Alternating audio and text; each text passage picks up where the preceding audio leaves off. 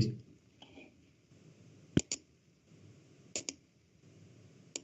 Okay, the meeting's now live. Thank you very much. I'm just going to turn my camera on.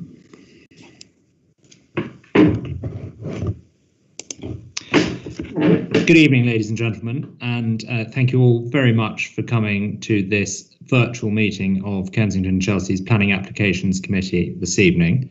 You're extremely welcome, and thank you for engaging with this important process during this difficult period. The government published regulations allowing councils to hold virtual meetings a few months ago, and we will be following the relevant guidance this evening.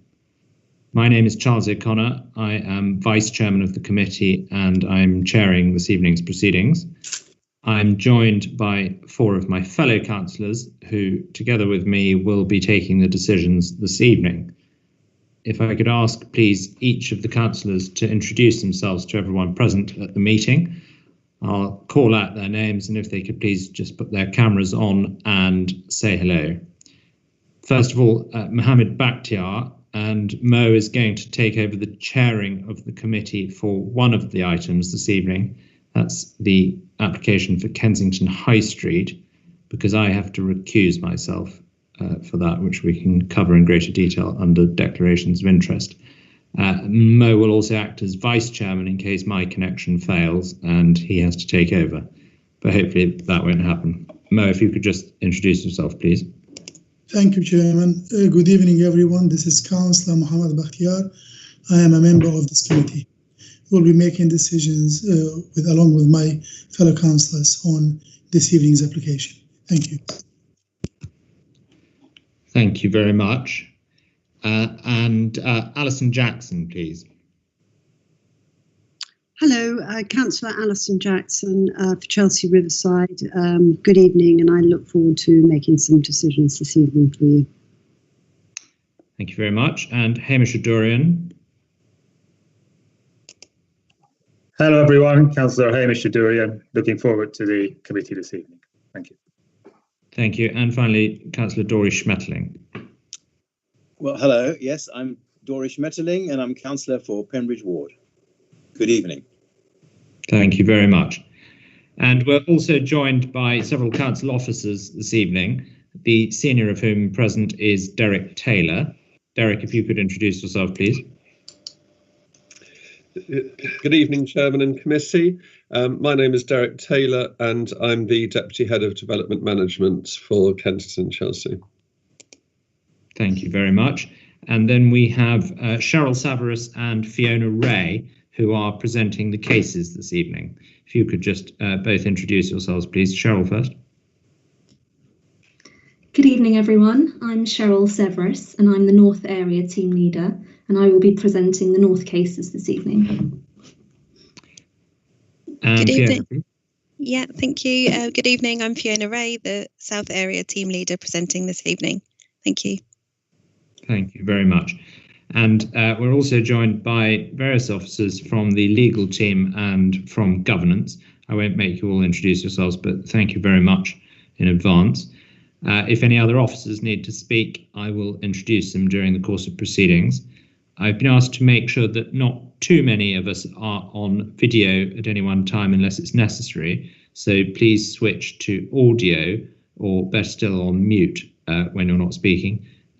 And only switch on the camera and the microphone when you are addressing the meeting. If you've attended one of our meetings before, you'll recognise our procedure for considering applications.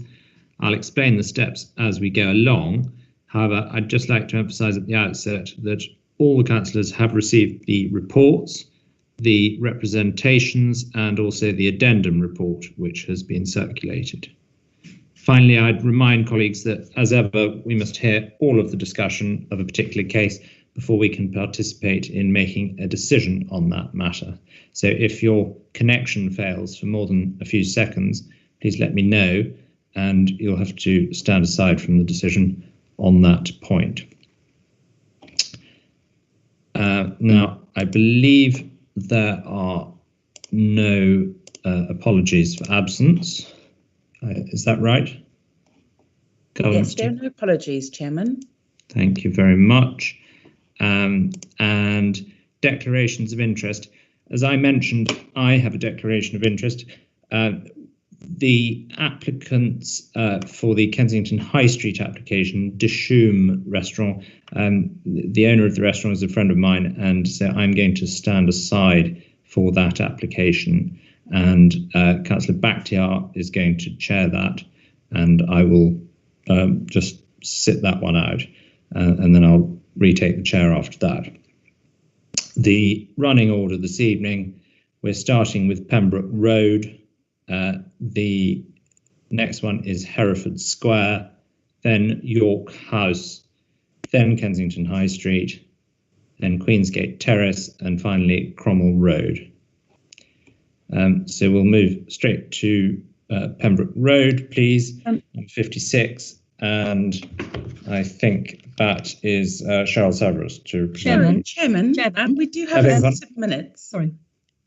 It's the legal advisor here, Chairman. Just out of interest, we need to ask the other members if they have any declarations of interest. I beg your pardon. Yeah, absolutely right. Colleagues, any other declarations of interest from any of you? None from me. This is Dorish Mettling. I've no interest to declare. And no one has any other declarations either? I don't have any declaration, Desmo. Okay. If there are no declarations, Chairman, there is just some minutes to approve. Are there? I beg your pardon. I'm not sure I've been sent those. They are the minutes from the 1st of September, Chairman, which you have seen and approved previously. I have it in advance. Okay, fine. Yes. Right. Well, colleagues, are you content for me to sign those minutes? I have seen them and signed them off apparently some time ago. Take silence as assent. Okay, so, yes. If you've seen them and you're happy, that's fine. Thank you very much.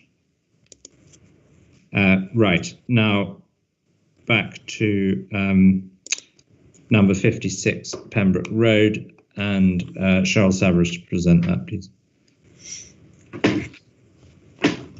Thank you very much, Chairman.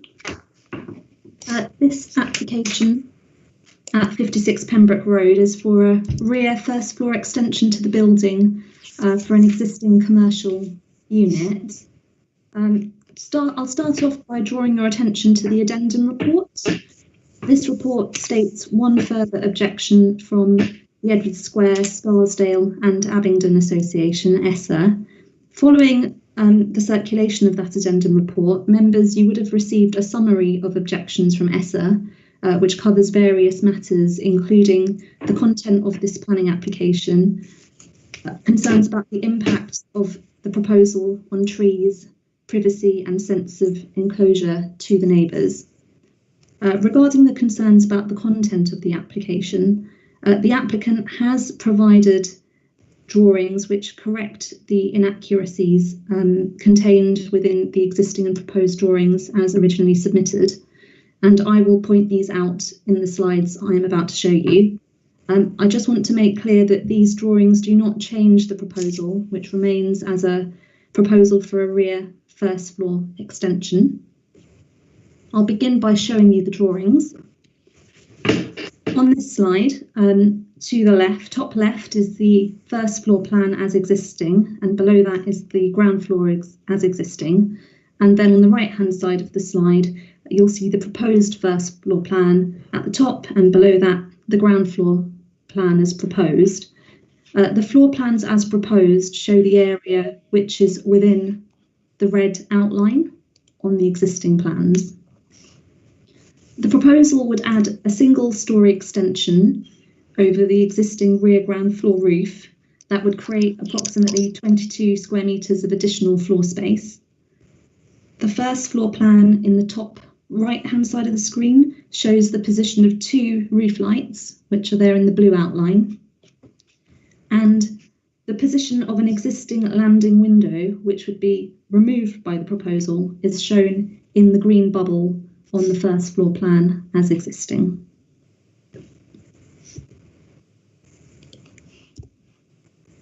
Moving on, The existing two-storey extension has got a sloping roof. Back in the right place. So in the section and rear elevation as existing proposed, you can see the existing two-storey extension at lower ground floor and ground floor with the sloping roof, and the existing rear landing window on the main rear elevation above that existing extension has now been shown on the drawings in that green bubble. The proposed first floor extension that you can see on the right hand side of the slide would be constructed in brickwork to match existing. It would feature a flat roof with flush roof lights and a rear-facing timber-framed window that would be obscurely glazed and fixed shut. This would be controlled by recommended conditions 3 and 4. And also please refer to the addendum, which includes the rear-facing window in condition 4 as part of the restriction. The shape of the extension would not conflict with the existing small bathroom window, hence the shape of it.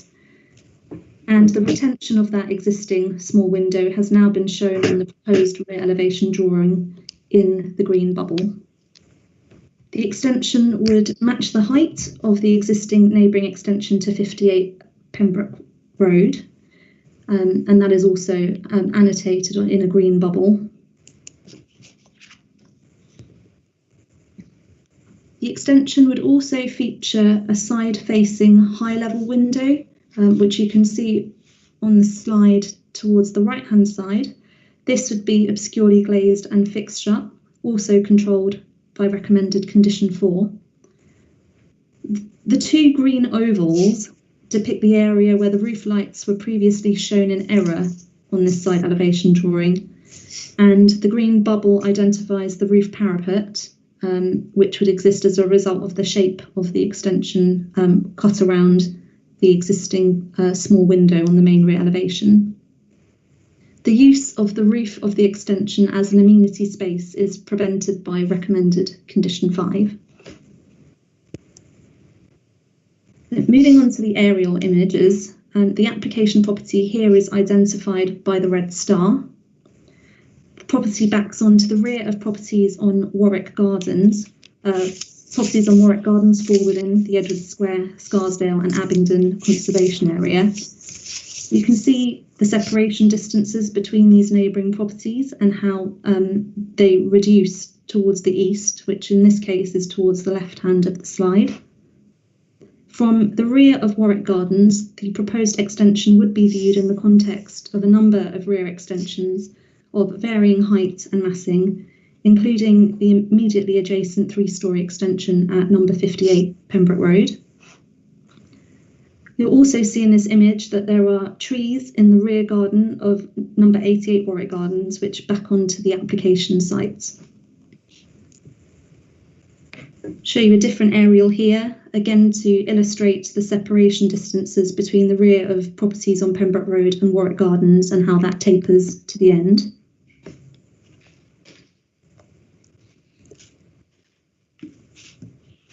In considering impact on trees, there would be approximately 3.7 metres between the proposed extension and the neighbouring trees at number 88 Warwick Gardens. The trees do provide, at the moment, an element of screening between these properties. The council's tree officer is satisfied that any cutting back of the trees which overhang the boundary of the application site to allow the extension would not harm these trees. I'm now going to show you a series of photographs.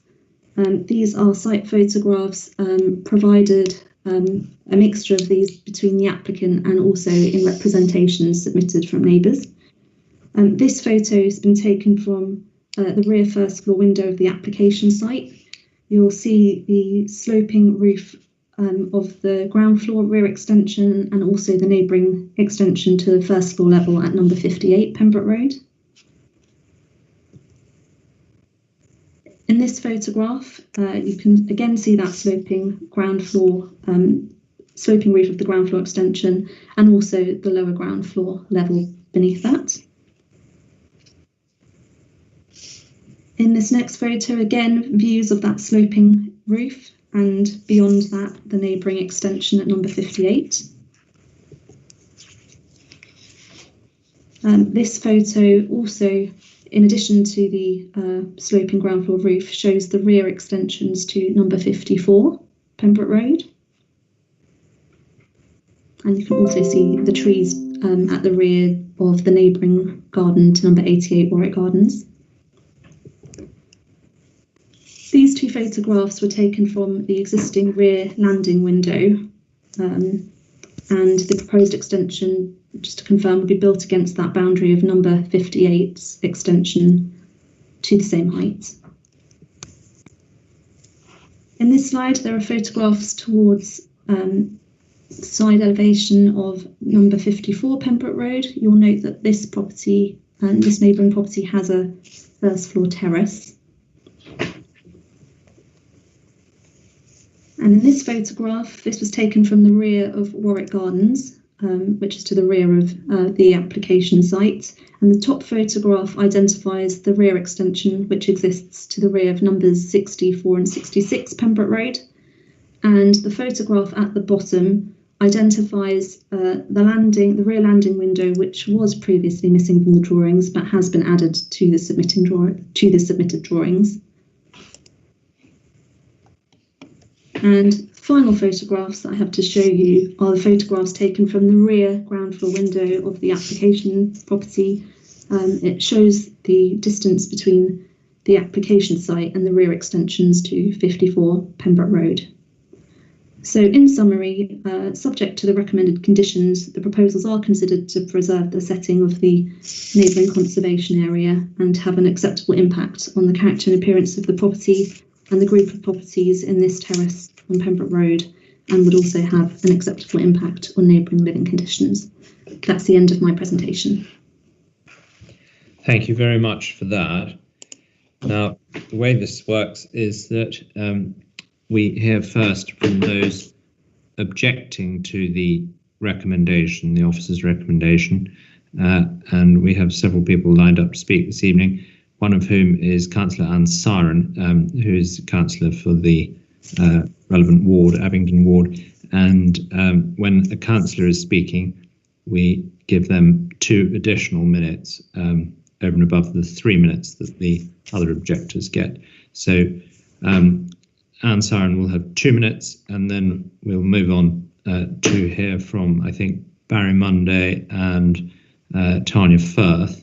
And Barry Monday and Tanya Firth will have 3 minutes shared between them. It's up to them how they choose to use those 3 minutes. So if we could hear from Anne Siren first of all, please.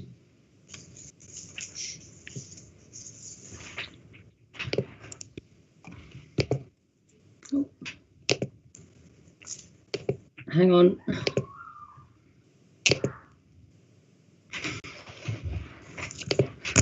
Good evening. Thank you, Chairman, and thank you, Committee.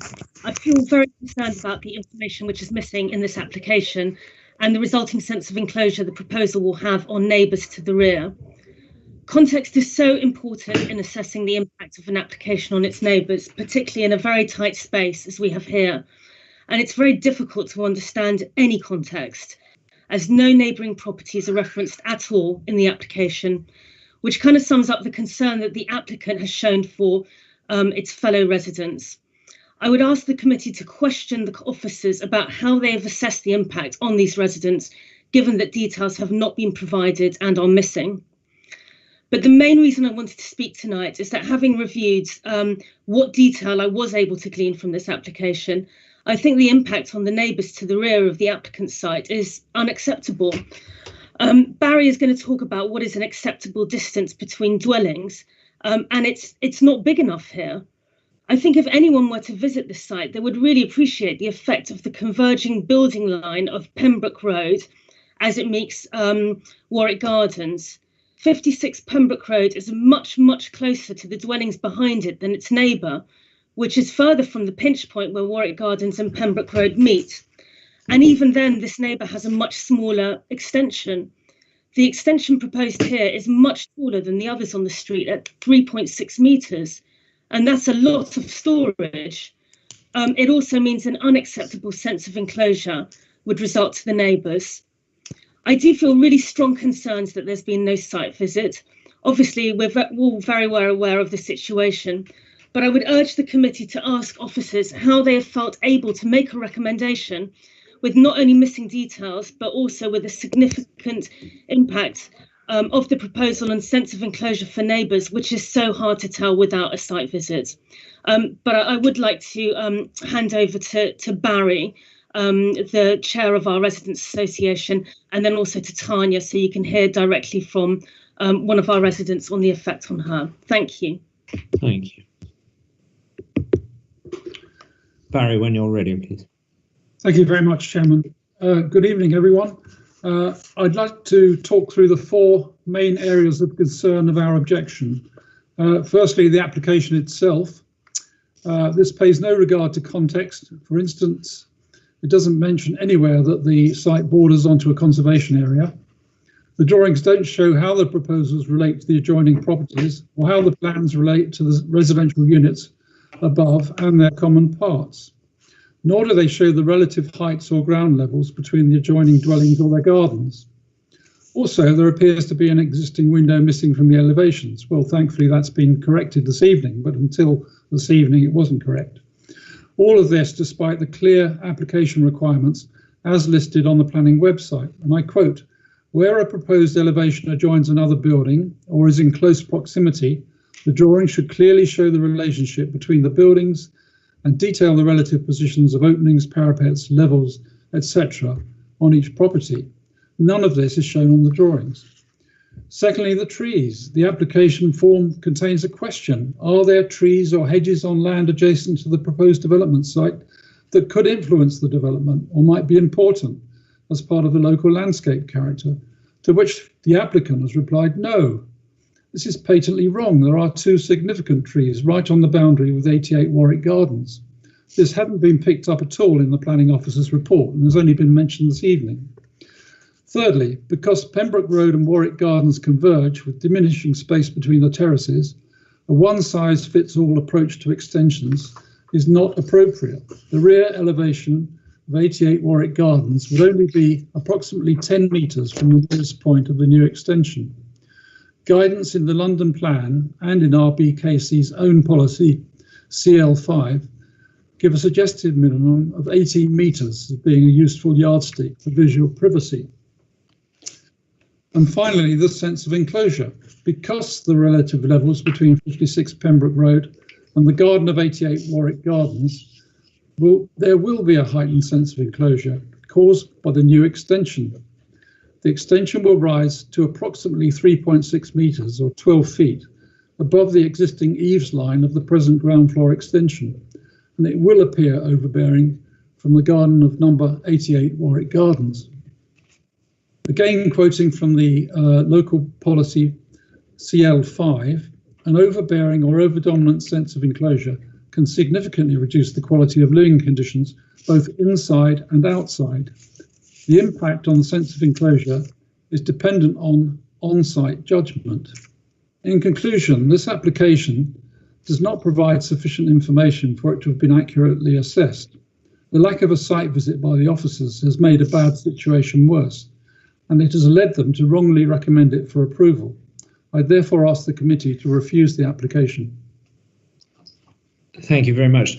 Tanya Firth has now only got a few seconds left, but we may be able to pick that up in questions with her. But if you want to say anything very quickly, Mrs. Firth, feel free to do so now.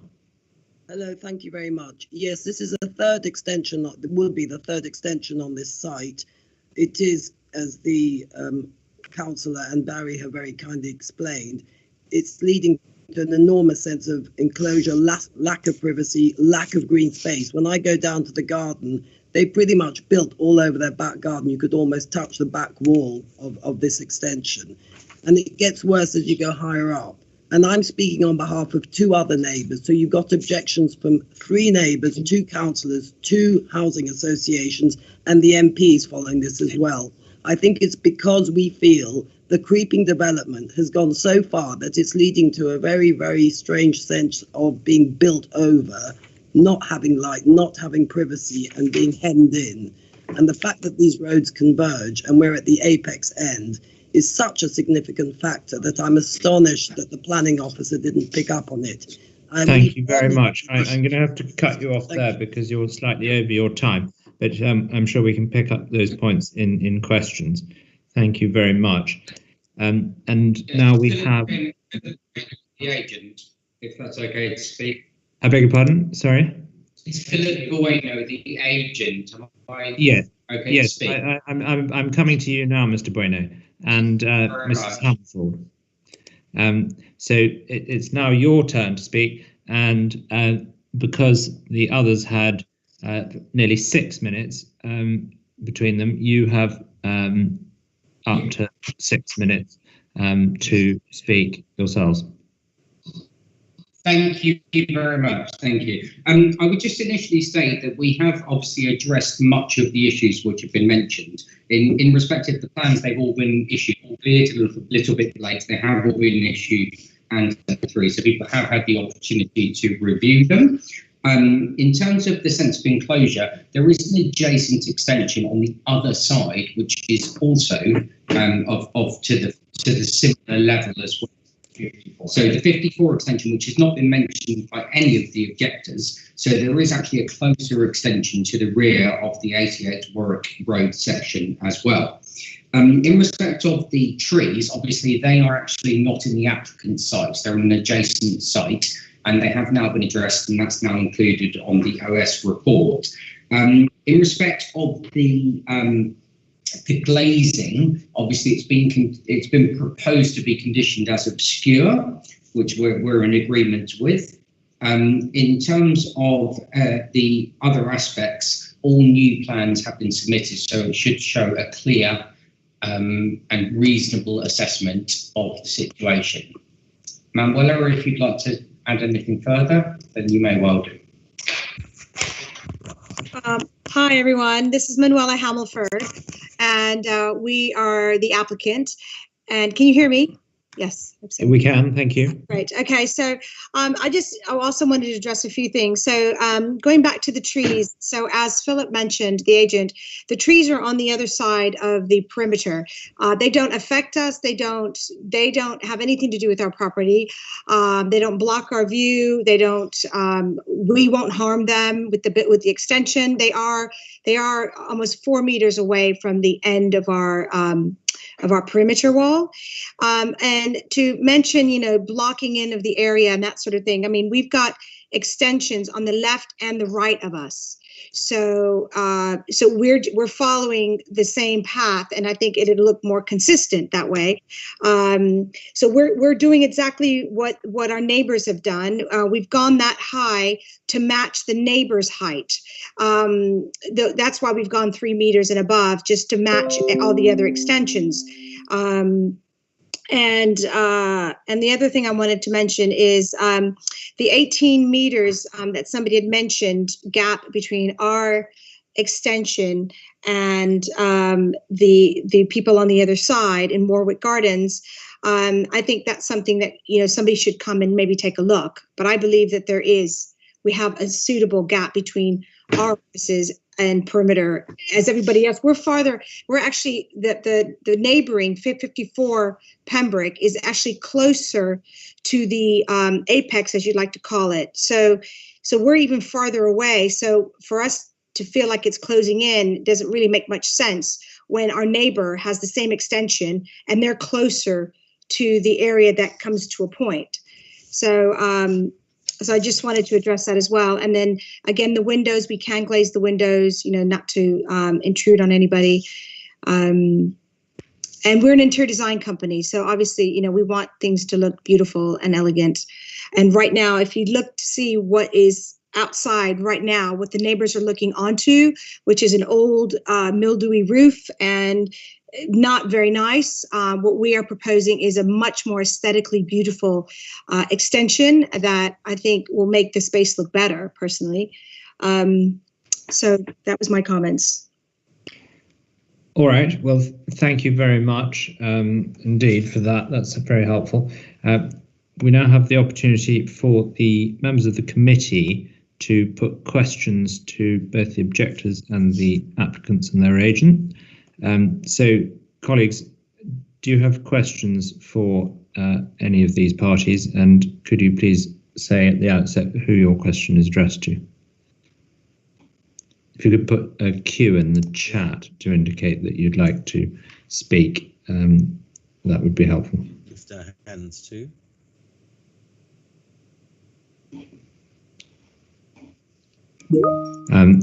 Right, thank you very much. We've got a question from Alison Jackson to the objectors. So please go ahead. Good evening. Yeah, could you just explain to me about the convergence? Because there's a lot of objections, you know, from residents' associations that represent, you know, a lot of people and the objections themselves. And if you can just expand on the sense of enclosure and the convergence into that apex area and what that's going to, you know, going to do in terms of, is there any overlooking or privacy issues and that type of thing. But, and then interested into the what's going to happen with those trees in your, you know, in your mind. So could you help me on those points? Barry. Which objector is that addressed to, please, Alison? Barry would be great, yeah. Thank you.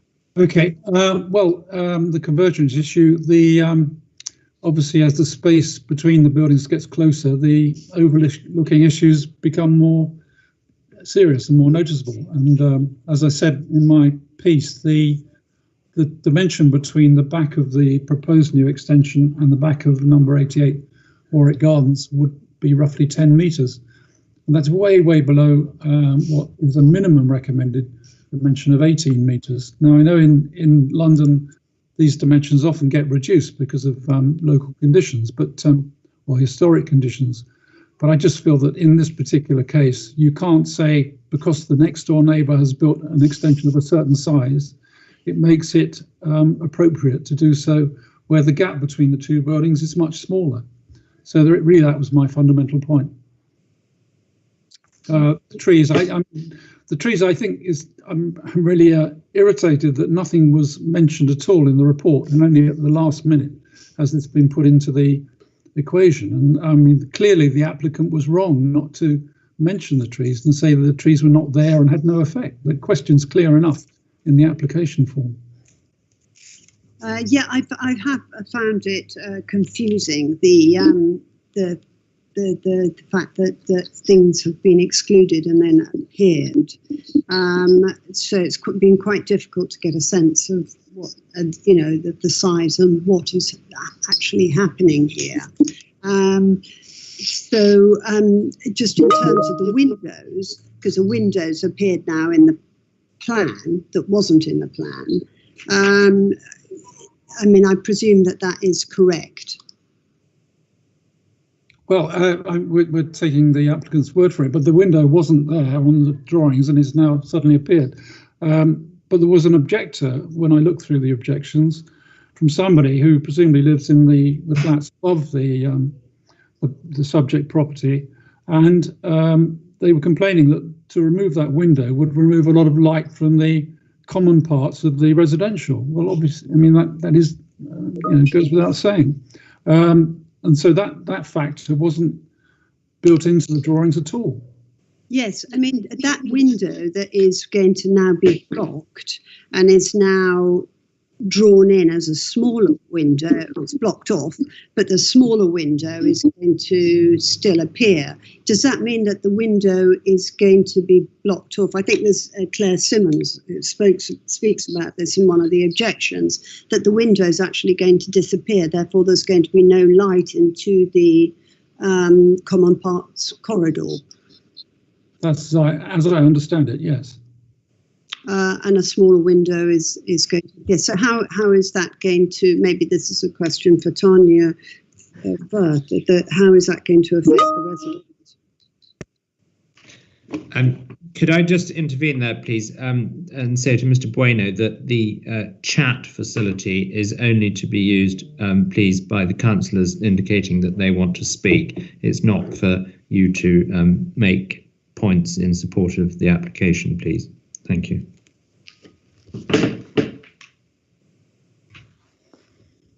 Sorry, just that question about how will that affect the residents having no window in the Commons Park? Well, it's obviously a diminishment of the quality of the interior, and I have seen no reference to this at all in any of the submission. The small window that's being worked around by the profile of the building, I'm not sure what that window leads onto. I don't think it's the staircase. Yes, that's what I was quite interested in knowing about. Where does that window lead on to? But maybe we'll come to that larger again. Thank you. Thank you very much. I'm just going to ask a question, if I may, and that is of, I think probably Mr. Monday would be best placed to answer it again. I think there was reference by both you and Anne Sarin to the idea that this extension, proposed extension, is going up 3.6 meters and might therefore be taller than the extension to which it abuts. Is that right? Is that what you're saying? Well, I don't know, because they haven't shown the one that it abuts. They've only shown the very narrow view of the proposed extension. The 3.6 is from the beginning of the slope of the existing roof. Where that relates to next door, I don't know. All right, thank you. We'll explore that with officers. That's helpful. Doris Schmetterling, I think you've been waiting. Thank you, Chair. I think my questions are really to the applicant. I'm a bit concerned about the reason why trees weren't included in the first place, simply because they didn't seem to be relevant to your property, but of course they are relevant to other people. So that's the first thing. The second thing is, I'm a bit confused about what the property is supposed to be. It says ground floor in the officer's report. It talks about an office, and then it also talks about retail. So are you planning, I mean, I know under the new Class E, it doesn't really matter very much, but are you planning to convert from one to the other? I think I'll just leave it at that for the moment. Okay, to address your first question, the building is going to be an office. It was in our application it's always said an office. It used to be retail before we were here, but it's an interior design studio, so it's an office. Okay. And that storage, the extension is literally just storage for all our sample library for our interior design materials. And to the other comment about the heights are clearly stated on the neighboring extension as well as ours on our drawings. So if you take a look at that, you will see that all the heights are clearly on there. So there's no confusion as what the height our neighbor's building is. We've actually designed our extension to match the extension of the neighbors. So they are the exact same height. We're not going higher or lower, the exact same height. As far as the window that was left off, somebody mentioned, leaving off a window, that was accidentally done. It's a small bathroom window. It's so minuscule. We left it off. It was an accident. It wasn't. We wouldn't leave off a window, obviously, because that adds value. So put that window back on again. There was no sneakiness going on there as there was implied. So and the trees. The reason why we didn't comment on the trees is because the trees weren't in our perimeter. So we were. That was my mistake. I felt that we were commenting on our space, not on a tree that is in a neighbor's, there's loads of trees behind us. So I'm not sure where we're supposed to stop and start. But the two trees that are on the other side of the perimeter, we put those on a plan and clearly indicated how far they are from the end of our extension to the beginning of the tree, which is 3.5, one is 3.5 meters and one's like 3.7 or something like that. But it doesn't we won't affect the tree doesn't affect us. So that was left off accidentally just because we didn't realize we had to put that on there. Okay, thank you for now. Thank you very much. I'll intervene again if I may. Mrs. Hamilton, that's helpful, but there may be some confusion about this window that was left off, and it may only be on my part, but I thought that the window that had been left off was actually the rather large and attractive sash window that is shown in a letter of one of the objectors' letters, Claire Simmons' letter, and should have been shown on your existing elevations as the window that will be covered up by this proposed new extension. You were talking about a small bathroom window having been left off. I'd like to understand which this is, because as we heard from someone else just now, if it is this window that gives a lot of light to the common parts of the residential part of the property, then it's actually quite important that it's considered. And it's all the more regrettable that it was left off the plans that have been considered in the public consultation. Okay, well, which window is it? Well, the window we added on, if you, I think slide 4, you will see that there's a small bathroom window that on the proposed extension, we just didn't carry it over to the other plan. So we had it on the proposed extension, but on the external elevation, we just we just missed that piece off, and you can see it. Could we look at the slide, please?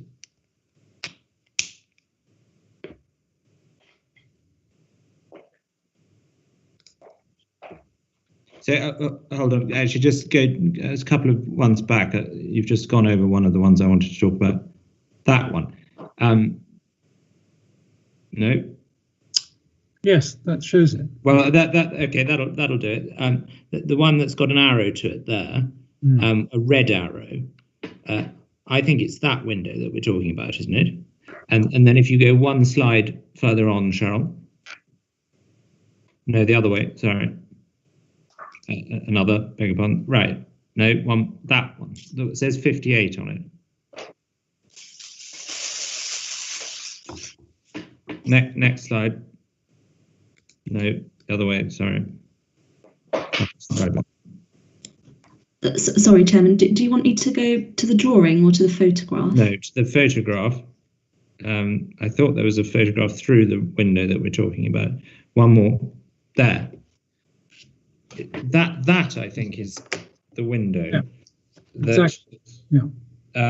we're told was left off the existing drawings. Yes, if you go to slide 4, you can see that window on. You'll see what we've added, and where it wasn't added, it was circled. If you see that on slide 4, which is that window there. Check. Yep. Okay, let's now go to the elevations. But are you saying that's a bathroom window, that sash window that we're looking through in that slide there? This is the sash window from the half-line. If that's Mr. Bueno, sorry, Mr. Bueno, no, we can't hear from you at this point. Thank you very much. Yeah. Sorry, I apologise. Cheryl, if we could go to the elevations now, please. And Mrs. Hamilford, are you saying that sash window we just looked through was the small bathroom window that you're talking about?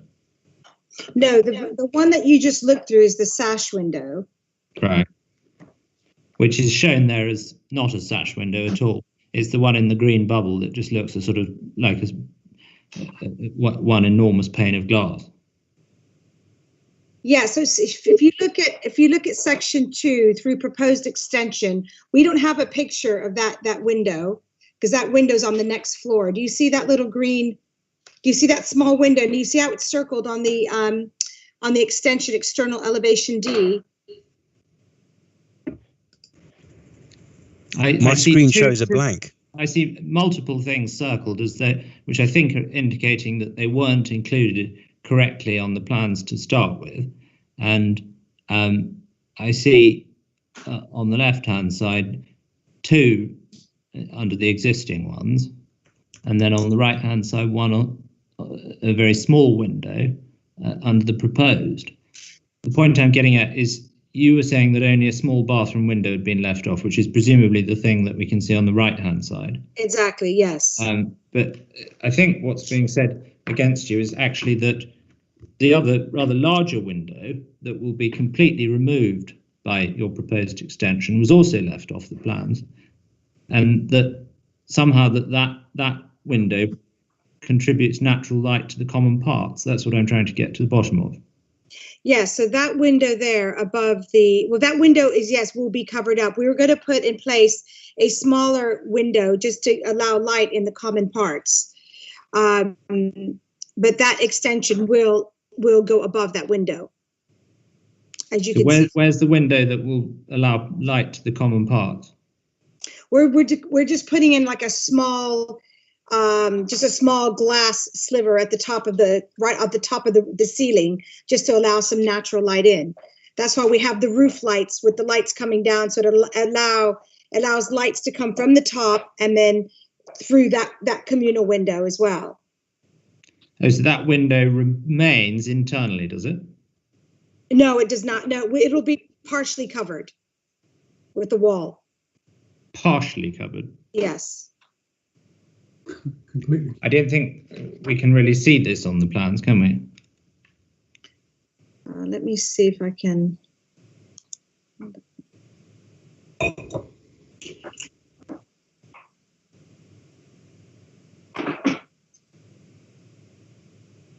Chairman, I think it's visible on the fourth drawing on the right, a small window circled by green. Is it that one? No, that's the bathroom window of the person above. Let me just see if I can find.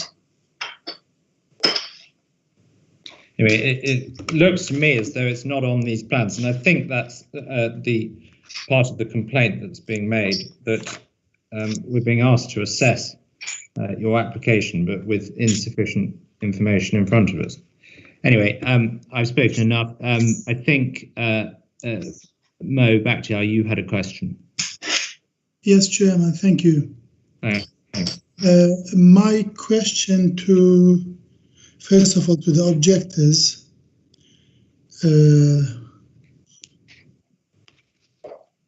Barry or Tanya, both. Tanya didn't speak very much. If she could answer, if she's available. In what way? Tell us, how are you and your neighbors affected by this development? And at the same time, the applicant saying that the neighbors did the same development, same extension. What do you say about this? I don't think you can compare what neighbors have done. This whole idea of the convergence of our roads, they are not parallel, is a very, very important point. We are much closer to buildings opposite us than further along the road. And to be honest with you, when they first did the development, they felled a tree, they built over their garden. We're much closer. We don't have garden space between us. This whole area around us is experiencing creeping development. We already feel enclosed. We will feel further enclosed. Our neighbours in Warwick Gardens have also objected, and the people who are adjacent have strong objections too. So the point is, we all feel this sense of enclosure and loss of privacy. The building will be at the level, the extension would be at the level of our bedroom and bathroom. And it's close enough for us to feel, rightly or wrongly, that we are no longer feeling private. And the fact that it will impact on us, they are in our garden, it is true, but my husband is a gardener with a lot of experience, and he said they would have to remove branches because you can't build the extension without doing so. So they've already felled a tree in their own garden. This was many years ago. And now we will experience probably damage to our trees as a result of this. But in any case, the main problem is we are much closer together. So it's not like for like with other extensions. What is the proximity, Tanya? How far? What's the distance between the proposed development and your window? How many meters, if you could? I can't give you that answer. Barry can, but it's a sense my husband thinks 10, Ten. but we could be wrong.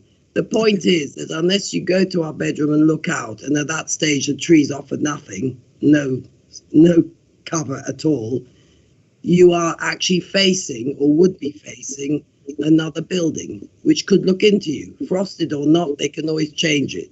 So we're talking about the feelings of the residents, whose lives and well-being and sense of enclosure and privacy and green space actually is being threatened by commercial development, which has already had 2 extensions.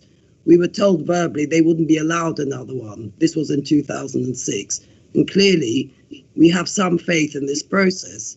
And we have so many objections now, not just from us. I'm speaking as an amateur, but we have robust, expert objections to housing associations, ESSA and Kensington Society, and the neighbours. And the neighbours' language on our close neighbours is not necessarily English is not the first language. So it's very difficult for some people to object, but they have, because they feel strongly. So it's a question of residents and how we live and how the area is developing. It's becoming like a concrete jungle. We need space and we need greenery. And that's the council's policy, I thought, to have greenery. It's a very polluted area. We need trees and grass and space. That's my... Thank you very much, Mrs. Firth. Thank you very much. And Mo, is that all the questions from you? No more questions, thank you. Thank you very much. So, colleagues, any further questions for any of the parties? In which case, we... Yes, I have. I put my hand up, or it's gone down again. Well, could you use the queue in the chat? Because I don't always notice that. No, it's been switched off, I thought. I tried that, but it's... Oh, now it's been back on. All right, Chat was muted. Chat was muted, I think, so that's why.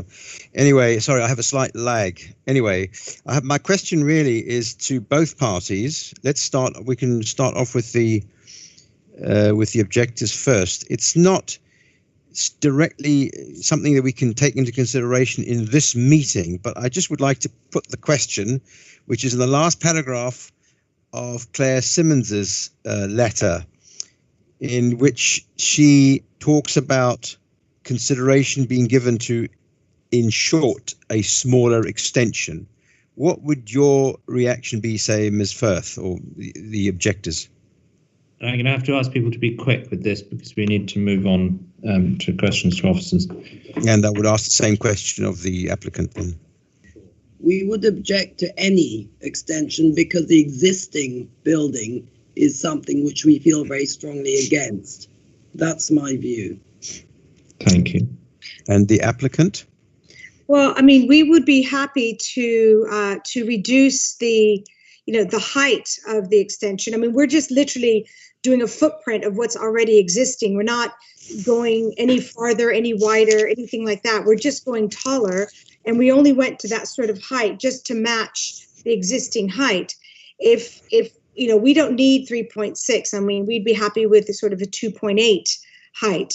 I'm not sure that would change anything, but the actual extension is literally just the footprint. But if it means reducing the height, then we'd be happy to explore that option as well.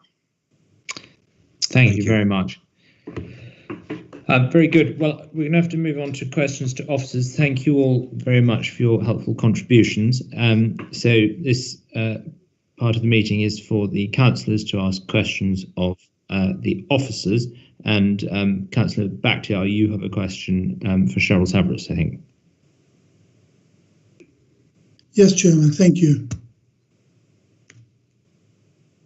Trees mentioned, and we know whenever we are talking about any development, some trees might get damaged or removed. Did we send any officers to assess?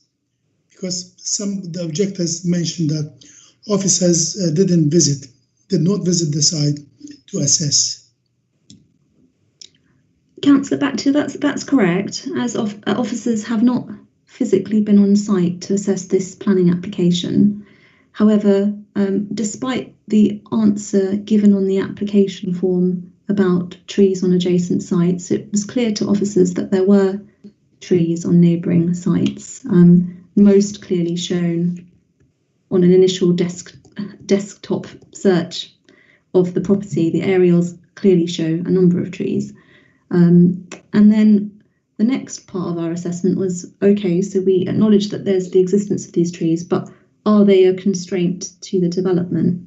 What our tree officer has advised us is that that the trees wouldn't be a constraint to the construction of this extension, and was satisfied that any cutting back of the branches that, they do overhang the boundary of the application site, that the cutting back of that wouldn't harm the health of the trees. Okay, thank you very much. Alison Jackson, I think you had a question. Yes, thank you. So what I'm finding concerning is that there is a window, a sash window, which rather is a nice sash window, is suddenly going to go missing and blocked in partially, which isn't shown on the plans, and suddenly there's going to be no light in the common parts in that building, and it's not clear what's replacing it. But even if there was a top narrow ledge replacing it, it still doesn't really compare to a sash window that not only lets in light, it also has a view, a nice view of the back of the buildings and the green trees, looking outwards away from the apex, as I understand it, because I do think that it's all a little bit confusing as to what we're looking at. But I think I've got, the long with the short of it. So that would be one thing that I'm concerned about. And then the second thing is the sense of enclosure at this apex, and the officers haven't been out to see that, and that there's no sense of quite how enclosed it is. So that would be another worry for me. And another worry would be the cutting back of trees during this building work, which could actually kill the trees. How much do they have to be cut backs on, and so forth. So could you help me with those 3 points? Yeah, certainly, Councillor Jackson. And if you'd allow me to actually deal with those in reverse, I'll start with the trees, because Councillor Bakhtiar had a question about trees a moment ago. This particular tree could be cut back by the owner on the basis that it's not a tree in their garden. It overhangs their boundary, and I understand under common law it would be acceptable for someone to decide to prune that tree, and that they wouldn't require consent to do so from the planning department.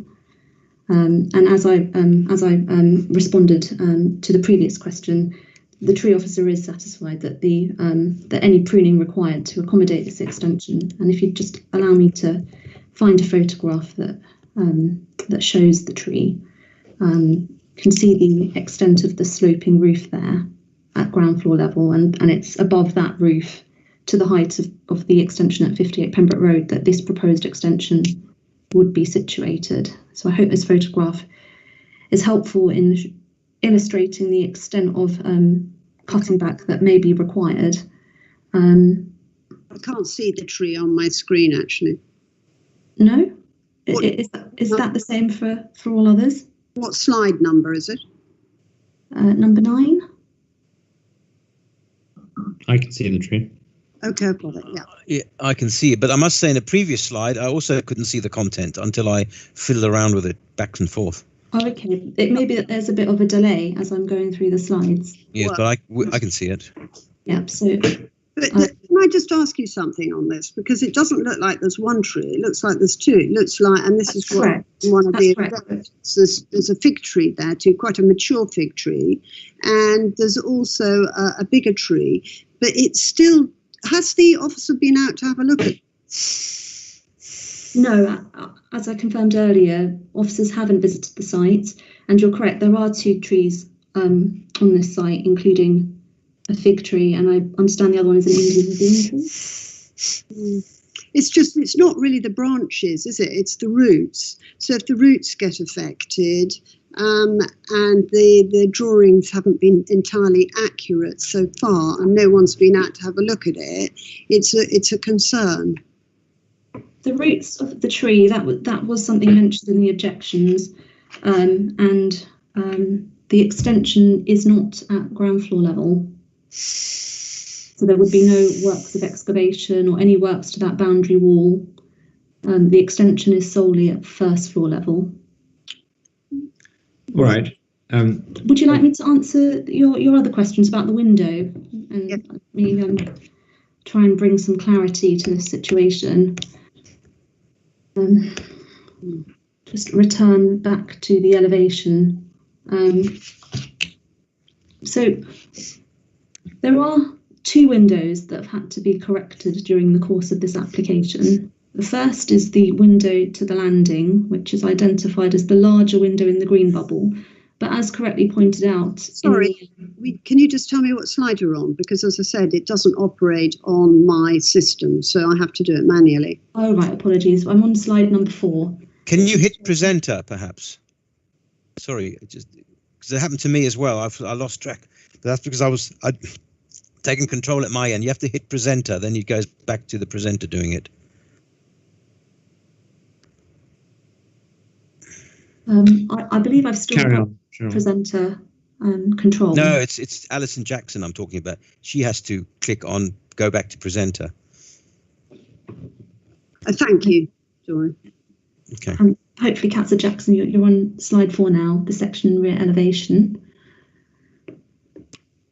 And the first window I'd like to talk about is the landing window, identified in the green bubbles on the drawings as existing. And as was correctly pointed out, this is a sash window. You've seen a photograph of it in a later slide. I won't flip back to that right now unless you'd like me to. But that sash window hasn't been depicted accurately on this drawing. However, on the basis that should the committee resolve to grant permission, the drawings as existing don't form approved drawings on the decision notice. And it is now hopefully understood by all parties that there is an existing landing window in that location, albeit not in the design shown in this drawing, but the photograph confirms its appearance as a sash window, that exists, and it serves a landing to the common parts of the building. Now, one of the considerations before the committee will be about the impact on appearance from the loss of that window. You can see on the as proposed that a similar window is proposed to be positioned on the rear elevation. It is timber framed, it will be white painted. However, it does have a slightly different design to the existing sash window in terms of the glazing subdivision. If the committee was so minded to approve and the appearance of that sash window was important, then conditions could control the appearance of that rear-facing window, which, as I mentioned in my presentation, would be obscurely glazed and fixed shut to address the privacy concerns to the occupiers to the rear on Warwick Gardens. I think that's all I have to say about the sash window. I'll just pick up on that, if I may, Cheryl. And the point I think that's concerning some members of the committee, me included, is that that newly proposed window will light the applicant's new fabric studio for the interior design office, whereas the window that it will be covered up by the extension lights the common parts of the building used by a residential occupier, as I understand it. And what we can't see from this, and I still can't understand, is how light continues to get through to those common parts, where it previously would have got through the sash window that it's proposed is removed. That's Can you correct. help us with that? I think my advice to the committee would be that the existing sash window, it serves a landing. obviously is allowing light and outlook, and that's evidenced by the photograph submitted by one of the objectors, which you have in your pack.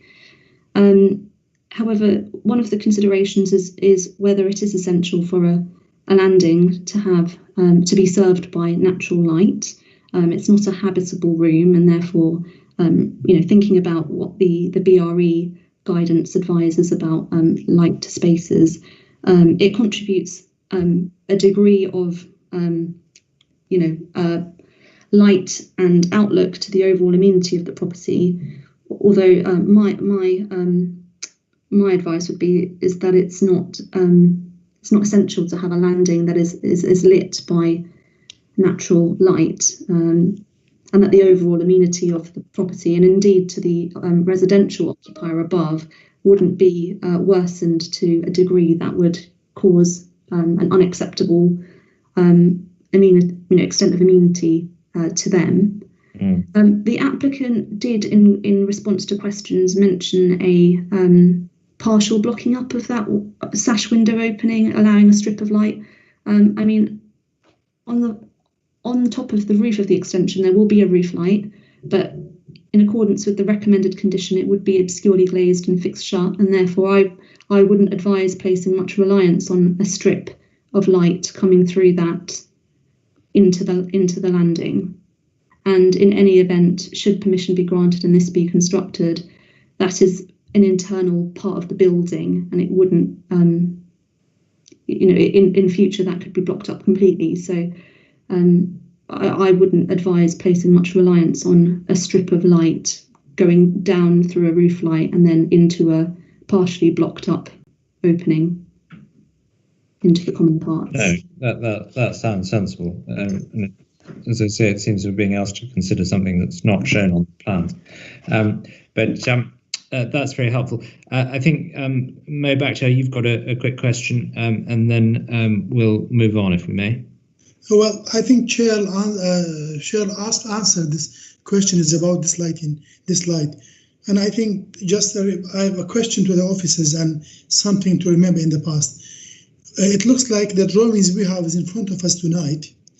It doesn't reflect with the application what's intended. Am I right? Councillor, until we received the plans before you now in these slides, it's true that there were inaccuracies with the plans, and indeed there is still an inaccuracy with the surveying of that existing landing window we've just been talking about. The design of the glazing bars is not reflective of the situation on site.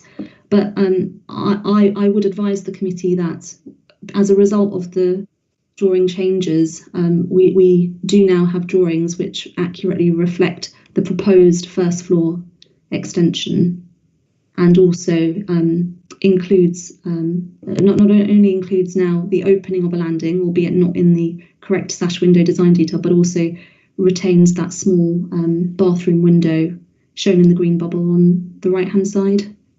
Okay. And in addition to that, as if I just flick back to the side elevation and section, the drawings have also been corrected to ensure that the roof lights are only positioned on the centre of the roof. They don't extend to the very edges of the roof as shown before, and that the roof parapet detail is shown. Yeah, thank you. Right, that's very helpful. Thank you very much. We're going to have to move on. Thank you, colleagues, for your questions to Cheryl Savarys. I'm going to ask Cheryl if she can help us with one point, and that is the applicant expressed a willingness to consider a reduced height extension if the height was the problem. That's something I'd like to explore, because it seems there are some difficulties with the application before us, not least that the plans are not quite accurate. What would be the best way if the committee were minded to take the applicant up on that offer of inviting her to come back with something slightly more modest and with accurate plans? Chairman, with your permission, I'm going to ask Mr. Taylor to help me comment on that point. Sure, thank you. About revising the proposal to that extent, because the only proposal before you is a rear first floor extension. It's not that this is a multi-element scheme. And therefore, I would appreciate Mr. Taylor's view on the scope of making changes to the scheme. I did mention that you could, if it was the direction you're heading in, change the window design on the rear extension. But as to its height and reducing that, yes, I'd like to bring Mr. Taylor in on it. Thanks. Yes, I mean, I think on the point of amending the scheme that you have before you, a condition requiring glazing bars, for example, on the rear-facing window would be straightforward enough. However, you couldn't really have a reasonable condition, a condition that would meet national guidance for conditions that would require a remodelling of the extension or a lowering of the extension. If you are concerned about the scale of the extension, then the right thing to do would be to determine the application that you have before you. And that obviously the applicants would be free to come back with a revised scheme if they so chose. But I don't think a remodelling of the rear extension would be possible through conditions. That's rather what I suspected you'd say. So we'd be better to reject what we see before us, and then the applicant would be free to come back, I think is what you're saying. Could I ask a question? Yeah, you can in a minute, Dory, but just so we're clear on the height issue, because I don't want anyone to be confused about this.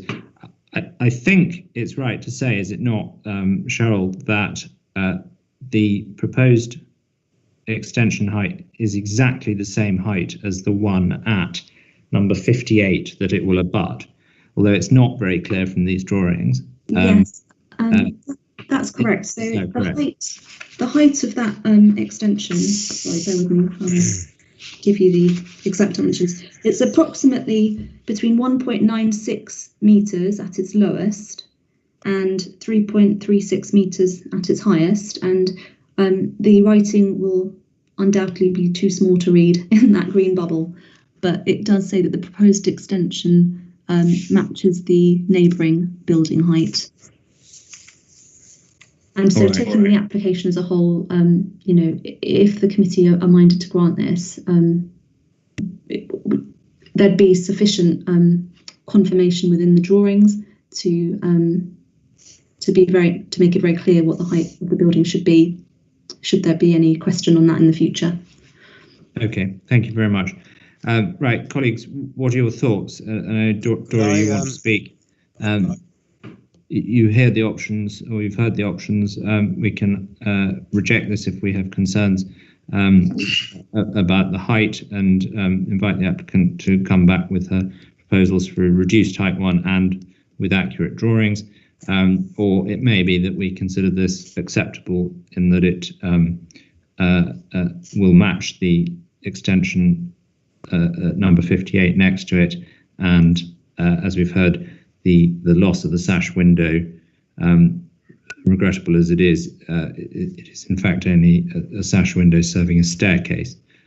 Colleagues, your thoughts? Could I? Sorry, I had a question or two for the officers, if you don't mind. Dory, I'm afraid we've passed that stage. We can't. Well, you really didn't. Okay, you didn't let me. You didn't let me speak when I had my hand up. Okay. Yeah, I'm sorry about that. But what's your view on how to proceed with this application? Well, are you asking me? Are you leaning in favour of approving the application or rejecting it? Well, the interesting thing is, the problem I have, there's two things, if you're asking me, there's two things. The fact that it's the same height as 58 is, I think that the issue there is that the roads, the space between Warwick Gardens buildings and Pembroke Road buildings is rapidly narrowing. So I think that was a point made by at least one objector, that the fact it's the same height as 58 is neither here nor there, because 56 is a lot closer, which can be seen from the map. And I think to be fair to the applicants, I think Mr. Bueno would point out that number 54 is actually even closer. True, but is their height not lower? I can't answer that, I'm afraid. That's the point. I mean, yeah, of course, these buildings get closer. I'm talking about the extension. I think the reference was made to an extension at 58, so it's going to match 58. That's the point. And the second thing is, I was wondering about the objectors. Well, at least one of them, Mr. Firth, had clearly said it would not make any difference to them if they did come back, if the applicant did come back with a lower building. Whether they all share that view, of course, we don't know. But those are my two comments at the moment. All right. Well, thank you very much. Those are helpful thoughts. Colleagues, any other views that you would like to add? That back to you. I wanting to speak. Yes, if you allow me. Thank you. Sure. Well, the moment I start reading this application, going through the papers and reading the objectors' comments, I had a sense that we need to do a site visit because it's really difficult to assess. It's very in rare occasions we need to do site visits. I understand the implications, the COVID and things, but to be fair to all parties, this application, in my view, needs to be deferred, and we need to do a visit, councillors, I mean, to visit, and then come back. But the question is, if we did agree that, is the applicant allowed to change, modify the drawings and application? Chairman, are you happy for me to answer that question? Yeah, please do, Cheryl. Okay. Yeah, I mean, I totally share your concerns about how applications are assessed in the absence of a site visit. It's something that as officers we've had to think long and hard about. What I can say is that in the majority, virtually all cases, there are ways to gather information without physically being on site. From just experience of being on site hundreds and thousands of times, there's a lot of information that for a case officer you can instantly put together when you're physically standing feet on the ground on site, being able to do a 360 turnaround. However, that same information can be pieced together, albeit in a slightly slower and longer way, through other sources. In this instance, we've been really grateful for the representations received that have had photographs attached to them, because it gives us the perspective of views from neighbouring properties. So we really welcome that. Similarly, we have requested photographs from the applicant. One of the reasons my presentation to you this evening was slightly longer than perhaps it would be normally is because I really wanted to show you the full range of views and also the aerial images. And as a result of that, as officers, we are satisfied that we have seen the relevant parts of the site. If I had been in a position to go on site myself, I would have taken pretty much the same photographs as I've shown you here today. I would have gone to that landing window. I would have gone to even the small bathroom window just to make sure what that served. If it had been possible, I would have stepped in that courtyard.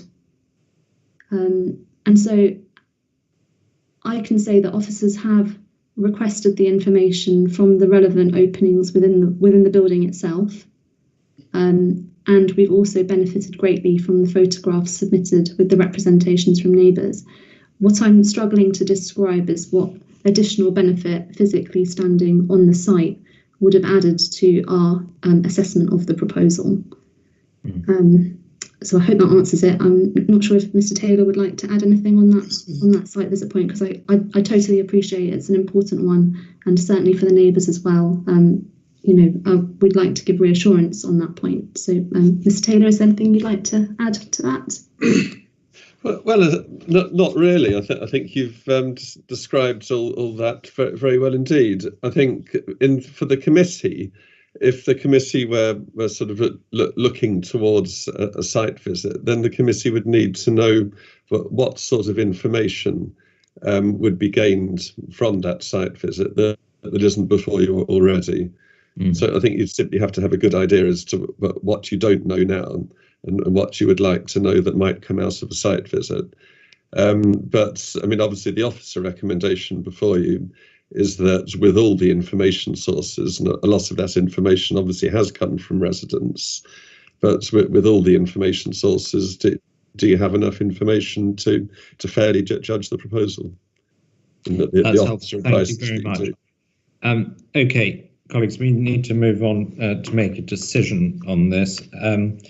I would say that whilst it's clearly highly regrettable that we haven't been presented, or not until today, with accurate plans, and even today not wholly accurate plans, I think we probably have, in my view, got enough information before us to make a decision. I find it a particularly difficult one, and I think just on balance, it's my view that the application is probably acceptable, given that it's the same height as the proposed extension is the same height as the one at 58, and that the window lost is one on a staircase. It's not ideal by any means, but I think for those reasons it probably is acceptable. But I know not everyone may share my view, and unless anyone else wants to put an opposing view forward at this stage, I think we will move to a vote. Last chance. And there's a question from the Lorna Byro, the legal officer. Yes, Chairman. Can you hear me okay? Yes, thank you. Okay. Yes, it was just a question just before you move to the first vote, which is the recommendation to grant subject to conditions. And I just wanted to clarify before you vote on that.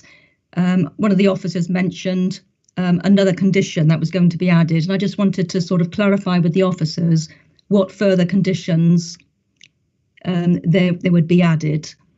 So if you don't mind. No, that's fine. I thought it was as per the addendum report conditions, but yes, I think there was something else that came up tonight. Chairman, if I can explain that. Please do.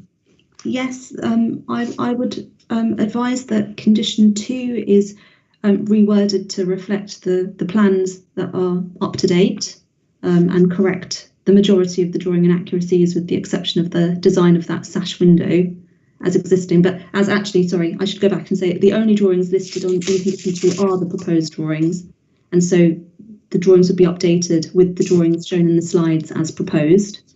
Condition 4, if you refer to the addendum report, it inserts the rear facing window into the subject of that condition. So that would also be fixed shut and obscurely glazed alongside the side facing window and roof lights. And then the one condition that came up in discussion or questions to me, I should say, is the rear-facing window to the extension, where the committee were minded to amend the design of that so that the glazing pattern would reflect the existing sash window appearance. So I think that is the condition Ms. Bowery is querying. Fine. Well, I would certainly think that would assist with the appearance to replace the sash window that will be lost by copying it effectively on the back of the proposed extension. So I think we adopt that unless any colleagues have opposing views. Alison Jackson, you want to make a comment, and that's the last one I'm going to take. And can I just remind colleagues, please don't use the hand up function. Please use the Q in the chat, because otherwise it's difficult to follow who wants to speak. Thank you. Yeah, Alison. Thank you. Quickly. I mean, I'm very concerned about the changing external appearance of this building, because that's a beautiful sash window in keeping with the area. It's not a conservation area, I know, but it's overlooked by a conservation area. And I'm very concerned about that change. Basically, I'm also concerned about the sense of enclosure not being addressed properly, and that there were comments by Barry about inaccuracies of measurements that I would find concerning, that I would want to explore. Fine. I think I know which way you are leaning. That's helpful, though. Thank you very much. I'm afraid I'm not going to take any further points. So we're going to move to the vote. And the recommendation is that the committee grants planning permission with the conditions listed in section 9 of this report. And we will amend that to be the conditions that have just been discussed between the legal team and the planning officers. I won't try to summarise those again, but we've just heard them. And now I'd like to see those in favour of the, well, I actually want to hear from each of you in turn, please, to find out whether you're in favour or against the motion. I'm going to vote, first of all, by saying I'm in favour of the recommendation to grant planning permission. And if you could just speak up in turn. So Alison Jackson first, please. No, for the reasons I've given, and also a light issue within the corridor. It's a big change. Understood. Mo Bakhtiar. I am against, Chairman. Thank you. Thank you very much. Doris Schmetterling. Well, it's very, very difficult, as you said, but I think I'm going to have to go against, even though I'm sympathetic with the need for storage space, but as it stands, I have to go against. And Hamish Duran. Also against, Chair. Thank you. Thank you very much. So that is defeated, and we now need to propose a motion for why it has been refused. And officers, if you could help us with this, please. Well, Chairman, I think a number of aspects were obviously discussed there. The two key ones I would suggest would be the impact on the physical appearance of the building, as seen from the buildings behind. And then the second one, obviously, would be the impact on the levels of amenity enjoyed by neighbours. And the leading aspects of that would be sense of enclosure. I think that those are the things that I pick up from your discussion. That would be the greatest impact. I think you need to have a chat amongst yourselves to decide if you're all agreed on one or both of those two reasons. So, councillor colleagues, are you in agreement with what Mr. Taylor has just put forward as the reasons for rejection there? Agreed, Chairman. Definitely. Yes, yeah. Agreed. I think specific notes we made about the nature of the buildings and the way they converge and the issues that has on the means. Okay, yes, that's helpful. It's not a parallel road, as somebody said. And so we need someone to propose that the planning permission is refused on the basis of what we've just discussed. To propose, Chairman. No Bakhtiar, and someone to second. I'll second. Will second. And then you need to vote on that motion. I'm, for consistency, going to vote against it. I vote for it, of course. In favour. Doris Schmetterling, Alison Jackson. In favour. Mo Bakhtiar. In favour. And Hamish Duran. In favour. Thank you. Thank you very much. Okay, so planning permission is refused on that basis. Thank you all very much for your help. We now move to the application for number 32 Hereford Square for planning permission and listed building consent. And this is Fiona Ray to present this, I think. Yes, thank you, Chairman. Firstly, I'd like to draw members' attention to the addendum report, as there are some corrections within it. There was also a letter circulated by the applicant shortly before committee that you will have all seen, which raises concerns with the officer report and describing where there are disagreements between the conservation officer and their expert team. Planning permission and listed building consent are sought for what's in the development description, but just to quickly summarise, it's the refurbishment internally and alterations within the property, a replacement conservatory, alterations to the rear, new air conditioning units and an associated enclosure. I'll point those out in the plans as we go along. The key concerns raised by officers, as this is a recommendation to refuse, are highlighted in paragraph 1.1. And there is some disagreement between the heritage consultant appointed by the applicant and our conservation and design team. going through each of the floor plans, we can see on each that there is a green colour indicated for things to be removed that they've described as non-original. And that's not necessarily agreed by a conservation officer, but still helpful in highlighting what changes are proposed. So internal changes at basement level, we can see that there is a new link created to the light well. So as you look at the rear of the property, there is a light well right at the back with a small staircase leading up. So there's a new link created there. The wall is taken out. Back? Are you talking about left or right? Sorry, on the left-hand side is the rear, and right-hand side where you can see those two curved vaults, that's the front of the property. So there's a new... Yeah, apologies. It's the level of detail on a listed building consent is difficult to read, but hopefully you can see that opening. At the moment on the top plan, you can see there's a bath in the position in the back room adjacent to that light well opening, and you'll see in the proposed slide, which is below, there is no longer a bath there, and there is a door exiting out to the rear. Yes. That's the new link described. There is a new WC right next to that rear door, set against the kind of side party wall along the bottom of the screen. We see a new bathroom or a new ensuite in the centre of the property. So if you look at the existing above and the proposed below, and there's a description of a new scullery door. Now, again, if we go back to where that rear door is going onto the light well, just above that, you can see a new door opening in the proposed plan, and it goes into what they call the scullery, which is that kind of divided off room at the rear. So they're the changes, the main changes at basement floor level. Moving on to ground floor level, we can see that there's a chimney breast to be better revealed with the removal of the kitchen. Now that's in the, if you look on the existing floor plan above, the kitchen is set in the rear room. So same as before, it's on the left-hand side of the screen towards the back.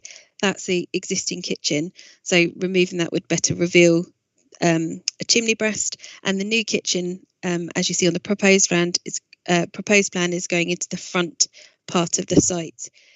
The applicant in the letter submitted explained that it was their intention to revise the drawings and change it, but as clarified by the officer in the report, I think it's paragraph 6.15, those revisions weren't accepted as they were considered to be substantial in listed building terms and wouldn't overcome the reasons for refusal. Moving to the first floor plan, you would see in the report in paragraph 6.4, there's lots of talk about this classical arch, and there's a photo of it in the top right hand corner. That arch sits along the sort of green line in the very centre of the existing floor plan, so on the top half of that plan. That's where that arch lies and is to be removed to create an open plan space at first floor level between the existing study and drawing room. There is also some opening up of the recesses within the chimney, because at the moment there are kind of fixtures and fittings set within that, so they're going to be better revealed as part of the proposal. Moving to the second floor plan, some relatively minor changes here with the removal of cupboards, concealing of a chimney breast, and a change in the doorway from the main staircase. So that's probably the biggest change in listed building terms. If you look at the existing plan at the top and the staircase going up, that they want to open up a new doorway onto that landing area that has previously been blocked up to create a bathroom, and that will now serve a new cupboard space that's created. So if you just can see that just coming off the hallway. At third floor level, this is another thing highlighted as one of the key concerns, is the removal of the central partition. So the existing floor plan at the top, you see the line running between the two front rooms. So again, the front is to the right hand side of the slide, and we have bedroom 4 and bedroom 5 divided by a wall, and that wall is now proposed to be removed. There are some other alterations and replanning there, as 2 ensuite bathrooms are to be inserted into that floor level. At fourth floor level, we see it's described as a refurbishment, and there's a change as one of the roof lights existing on the property is to be made bigger. And there was some confusion about this and the concerns raised by the conservation officer in the letter from the applicant. I've just had this clarified, and it's understood that the door up to this space is a 3/4 height door, and it's likely that well, they consider that to be of historic interest, and it's likely that would need adapting to facilitate a new full bedroom space at this level. Moving to the roof plan, I touched upon that there was a change in the roof lights. So we can see on the existing plan, they've helpfully put a red dashed line of how much fabric will be taken away. The justification for the roof lights being concerned is in the report at 6.18, so I won't repeat it now, but it's concerned about the size of that. On the front elevation, there are no changes proposed as confirmed. I've only got the proposed floor plan up, and that blue text at the top says no alterations proposed. To the rear, we can see the replacement conservatory, and we can also see above the rear closet wing, so the offshot that they have there is an existing water tank outlined by that sort of square box, and that is to be replaced with a new air conditioning unit with an enclosure around it. There are also some new pipework shown that will serve that air conditioning unit. So if you just compare the existing and proposed, you will see those changes. There's some helpful site photographs showing the rear of the building as existing. And there's also the applicant within the letter you received quite late on showed some photos of that existing water tank. So it's helpful to see that there, and that's what the new air conditioning unit will replace. The concerns are detailed fully within the report, but we would hope that with a listed building consent or a new proposal, something like that could be removed to enhance the building rather than replace and create something new. These photos, I think, are really helpful because they show that the classical arch that is of concern to our conservation officer being lost. So that's just the image I want to conclude on. But just to summarise, the main concerns by the conservation officer are the loss of the arch, the potential changes to the attic door, the relocation of the kitchen, the third floor partition between those two rooms, and the air conditioning unit as proposed. There's also a reference to insufficient information, and that's because on a normal listed building consent we would expect to see lots of retention notes and justification confirming what will be kept. So, and there doesn't seem to be as many retention notes on these drawings as we would normally require. There could be conditions added, but if it was otherwise acceptable. So the public benefits that that's the test we have to consider when looking at listed building consents, whether something preserves the significance of the listed building.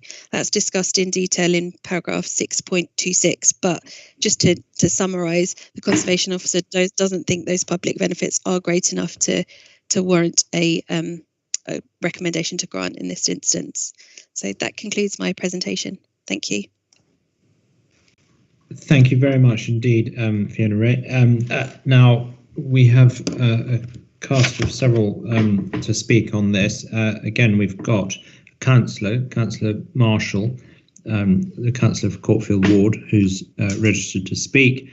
So he will have 2 minutes to speak first of all, and then Sam Mackover, the former Councillor, and the applicants will have 3 minutes between them shared to speak also against the recommendation and in favour of the proposed development. So, Quentin Marshall, over to you when you're ready.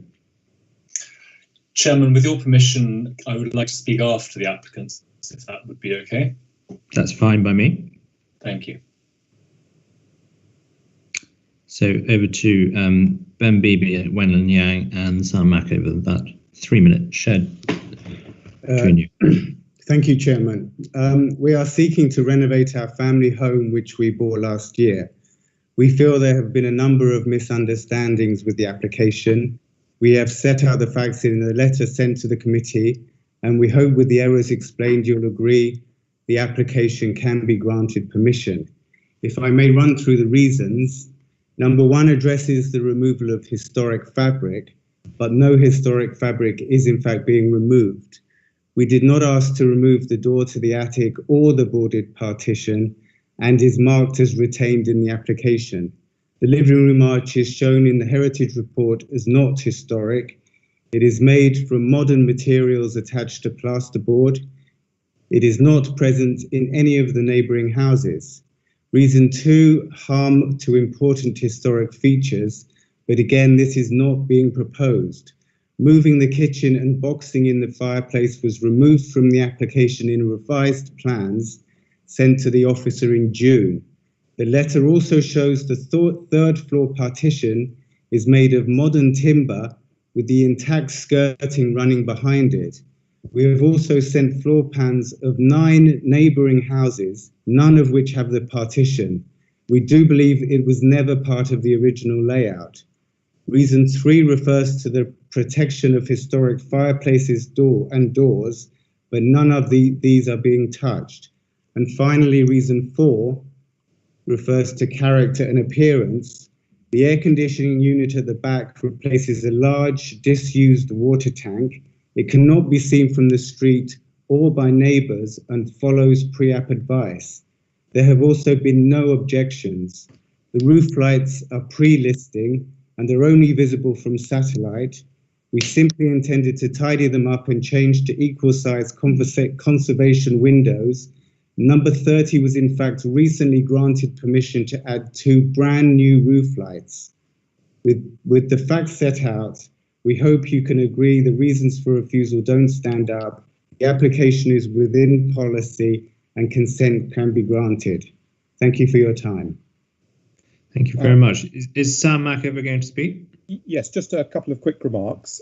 This application simply seeks to bring back into use a rundown family home.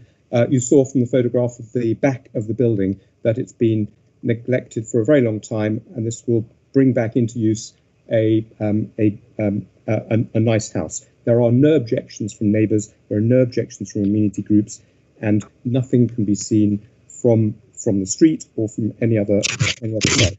In my experience, these sorts of minor updates are routinely consented by the committee and by officers.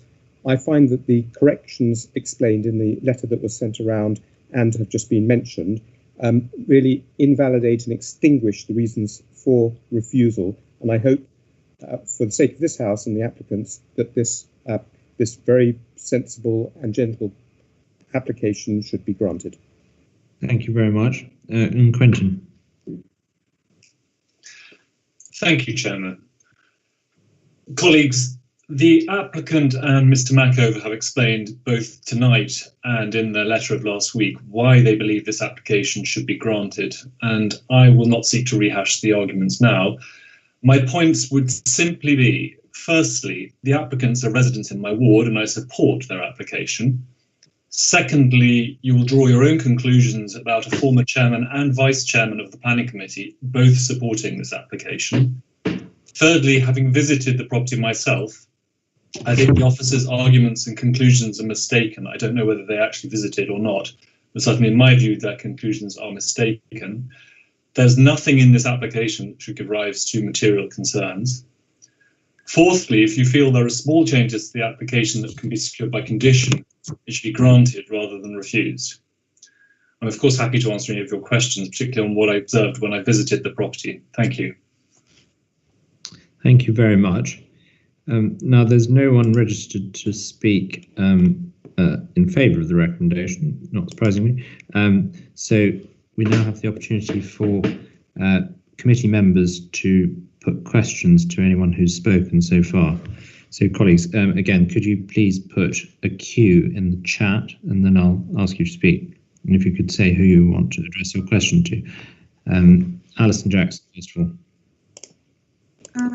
Yes, hello. This is to Ben Beebe and Wayne and Jan. Basically, on the historic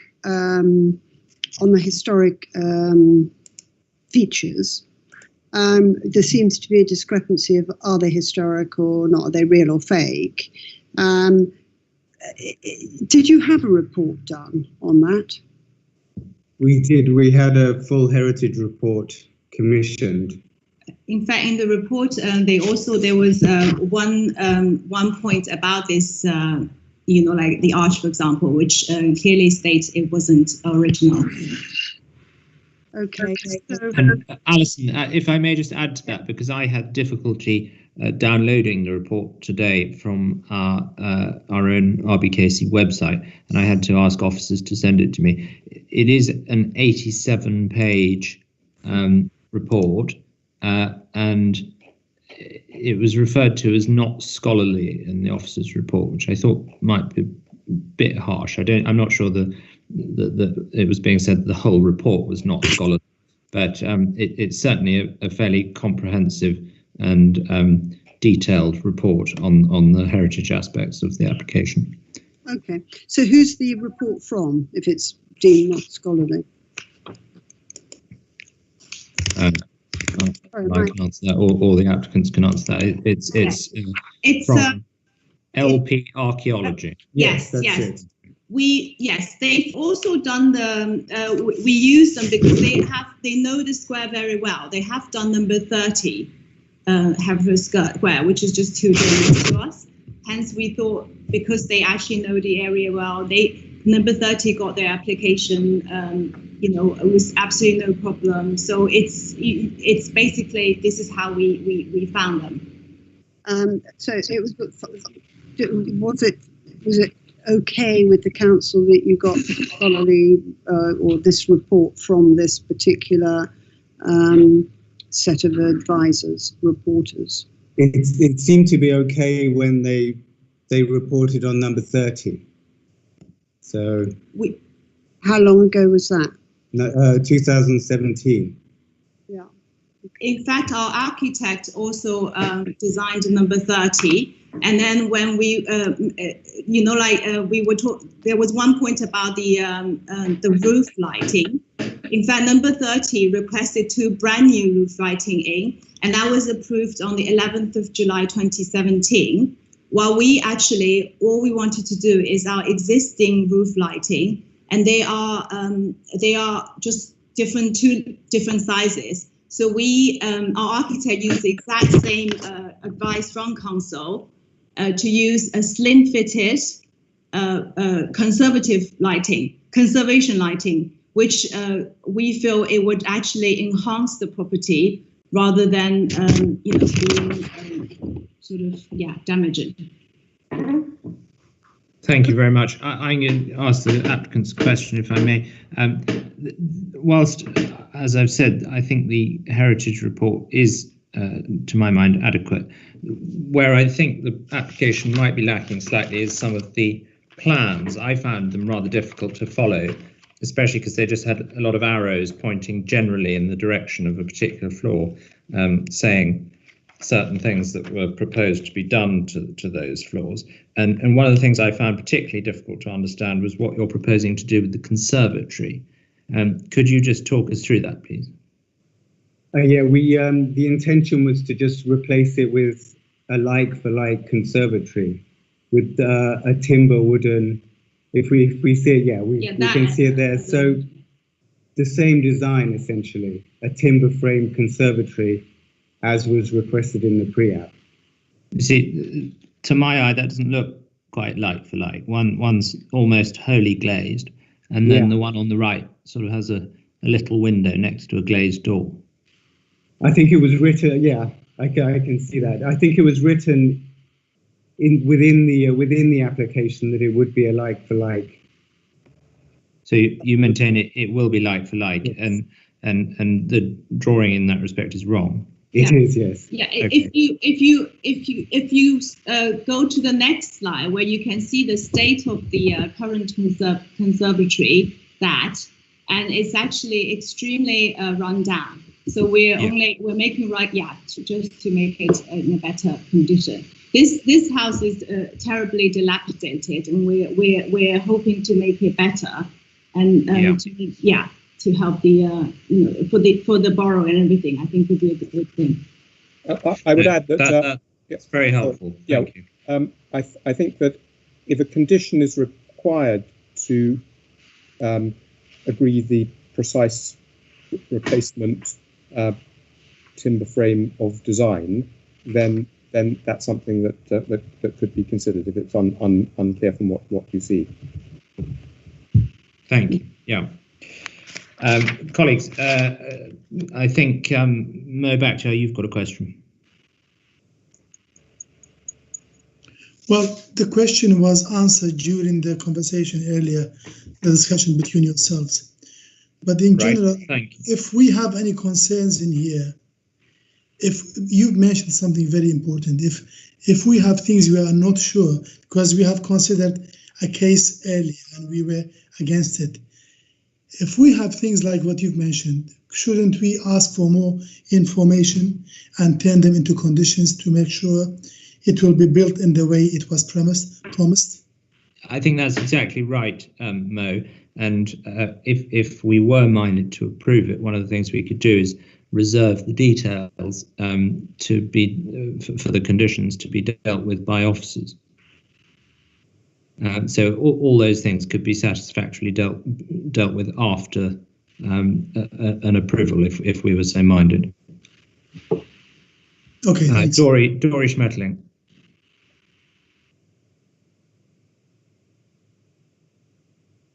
Thank you. I just really had one question to the applicants, just to confirm the issue of because the report still speaks about the move of the kitchen and things like that. Can you confirm, if I understood correctly, you said you submitted a revised document, revised plans, or withdrew the kitchen move in June. Is that correct? That is correct, yes. Yes. And all the revisions that you propose, or in fact, as Mr. Makaba mentioned, the various changes you made to deal with objections by officers were actually all submitted in June. Is that correct? Yes, absolutely. So this is what we noticed when Fiona presented. She quoted 6.15, where the officer says this cannot be accepted, but this was actually done back in June, immediately when officer had reservation about this point. So we have done that right away. I mean, we noticed the previous application was submitting documents today, so. It's certainly not our case. Sorry, say it again. I didn't understand that. The previous agenda item documents were being submitted as late as today, so this was submitted 4 months ago. It's quite not quite our case, So I'm a bit puzzled as to why it's not reflected in the report, I suppose. And I suppose another question that pops up is the internal pictures of the rooms, like with the arch. Did you take those and send them in? Yes, this is from the top picture is the previous owner. Mm-hmm. So that's with and then the bottom picture is ours, which shows the mismatched skirting. Okay.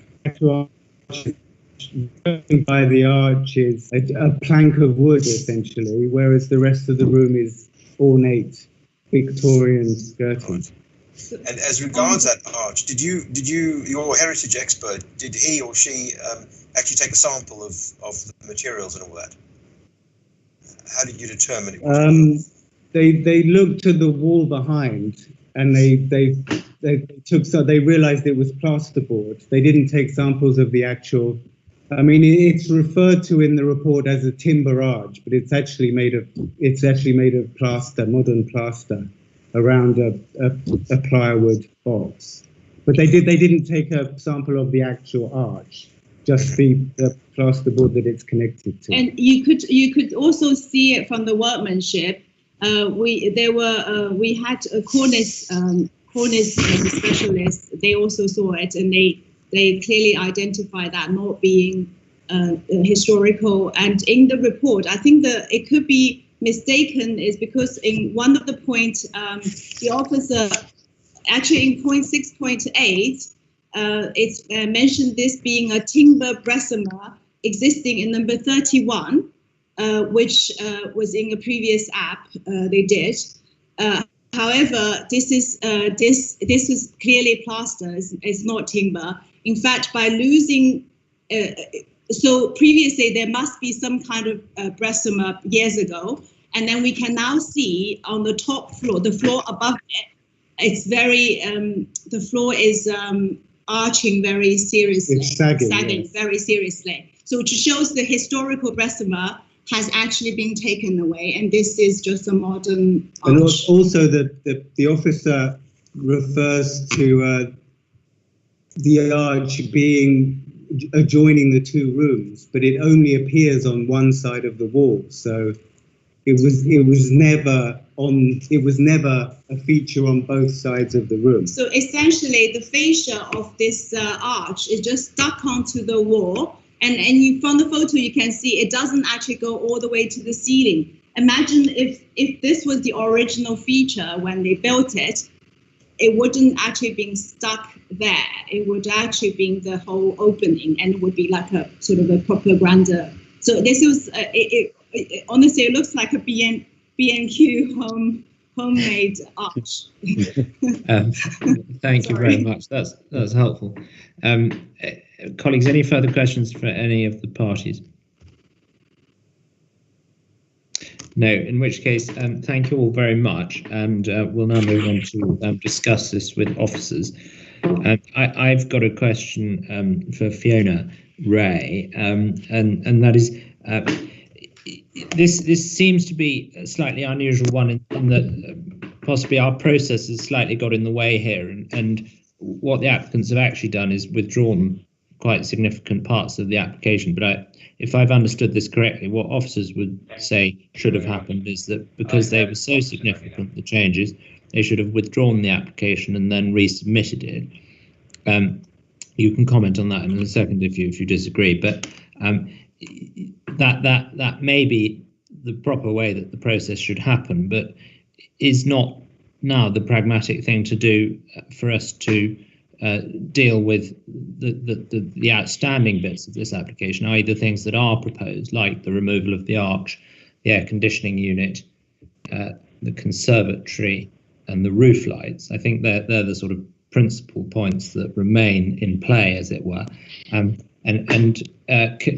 we not just look at those and accept that the kitchen is not proposed to be moved, and the fireplace, the original fireplace, is not proposed to be boxed in, and somehow deal with issues like that by way of condition if need be?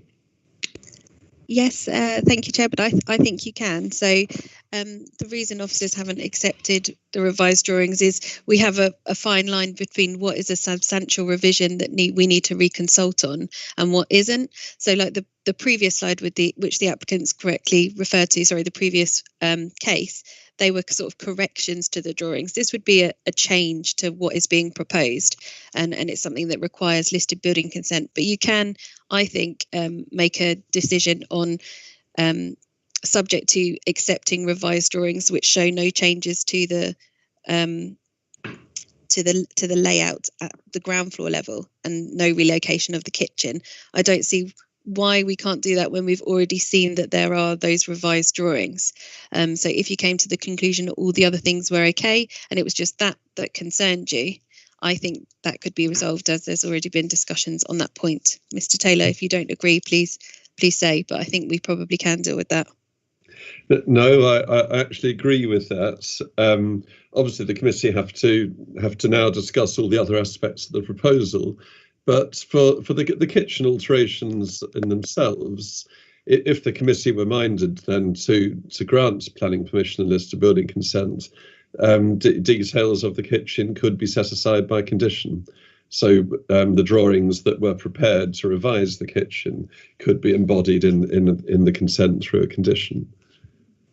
You're suggesting the kitchen remaining in the original place and not being moved, and the details of the kitchen as retained could be dealt with by way of condition.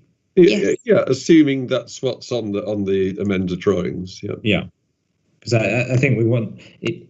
If we are going to proceed in this direction, we're rather relying on what the applicants have said, that they're not proposing to box in the chimney piece and they're not proposing to move the kitchen. So we would like to sort of secure those points as best we can.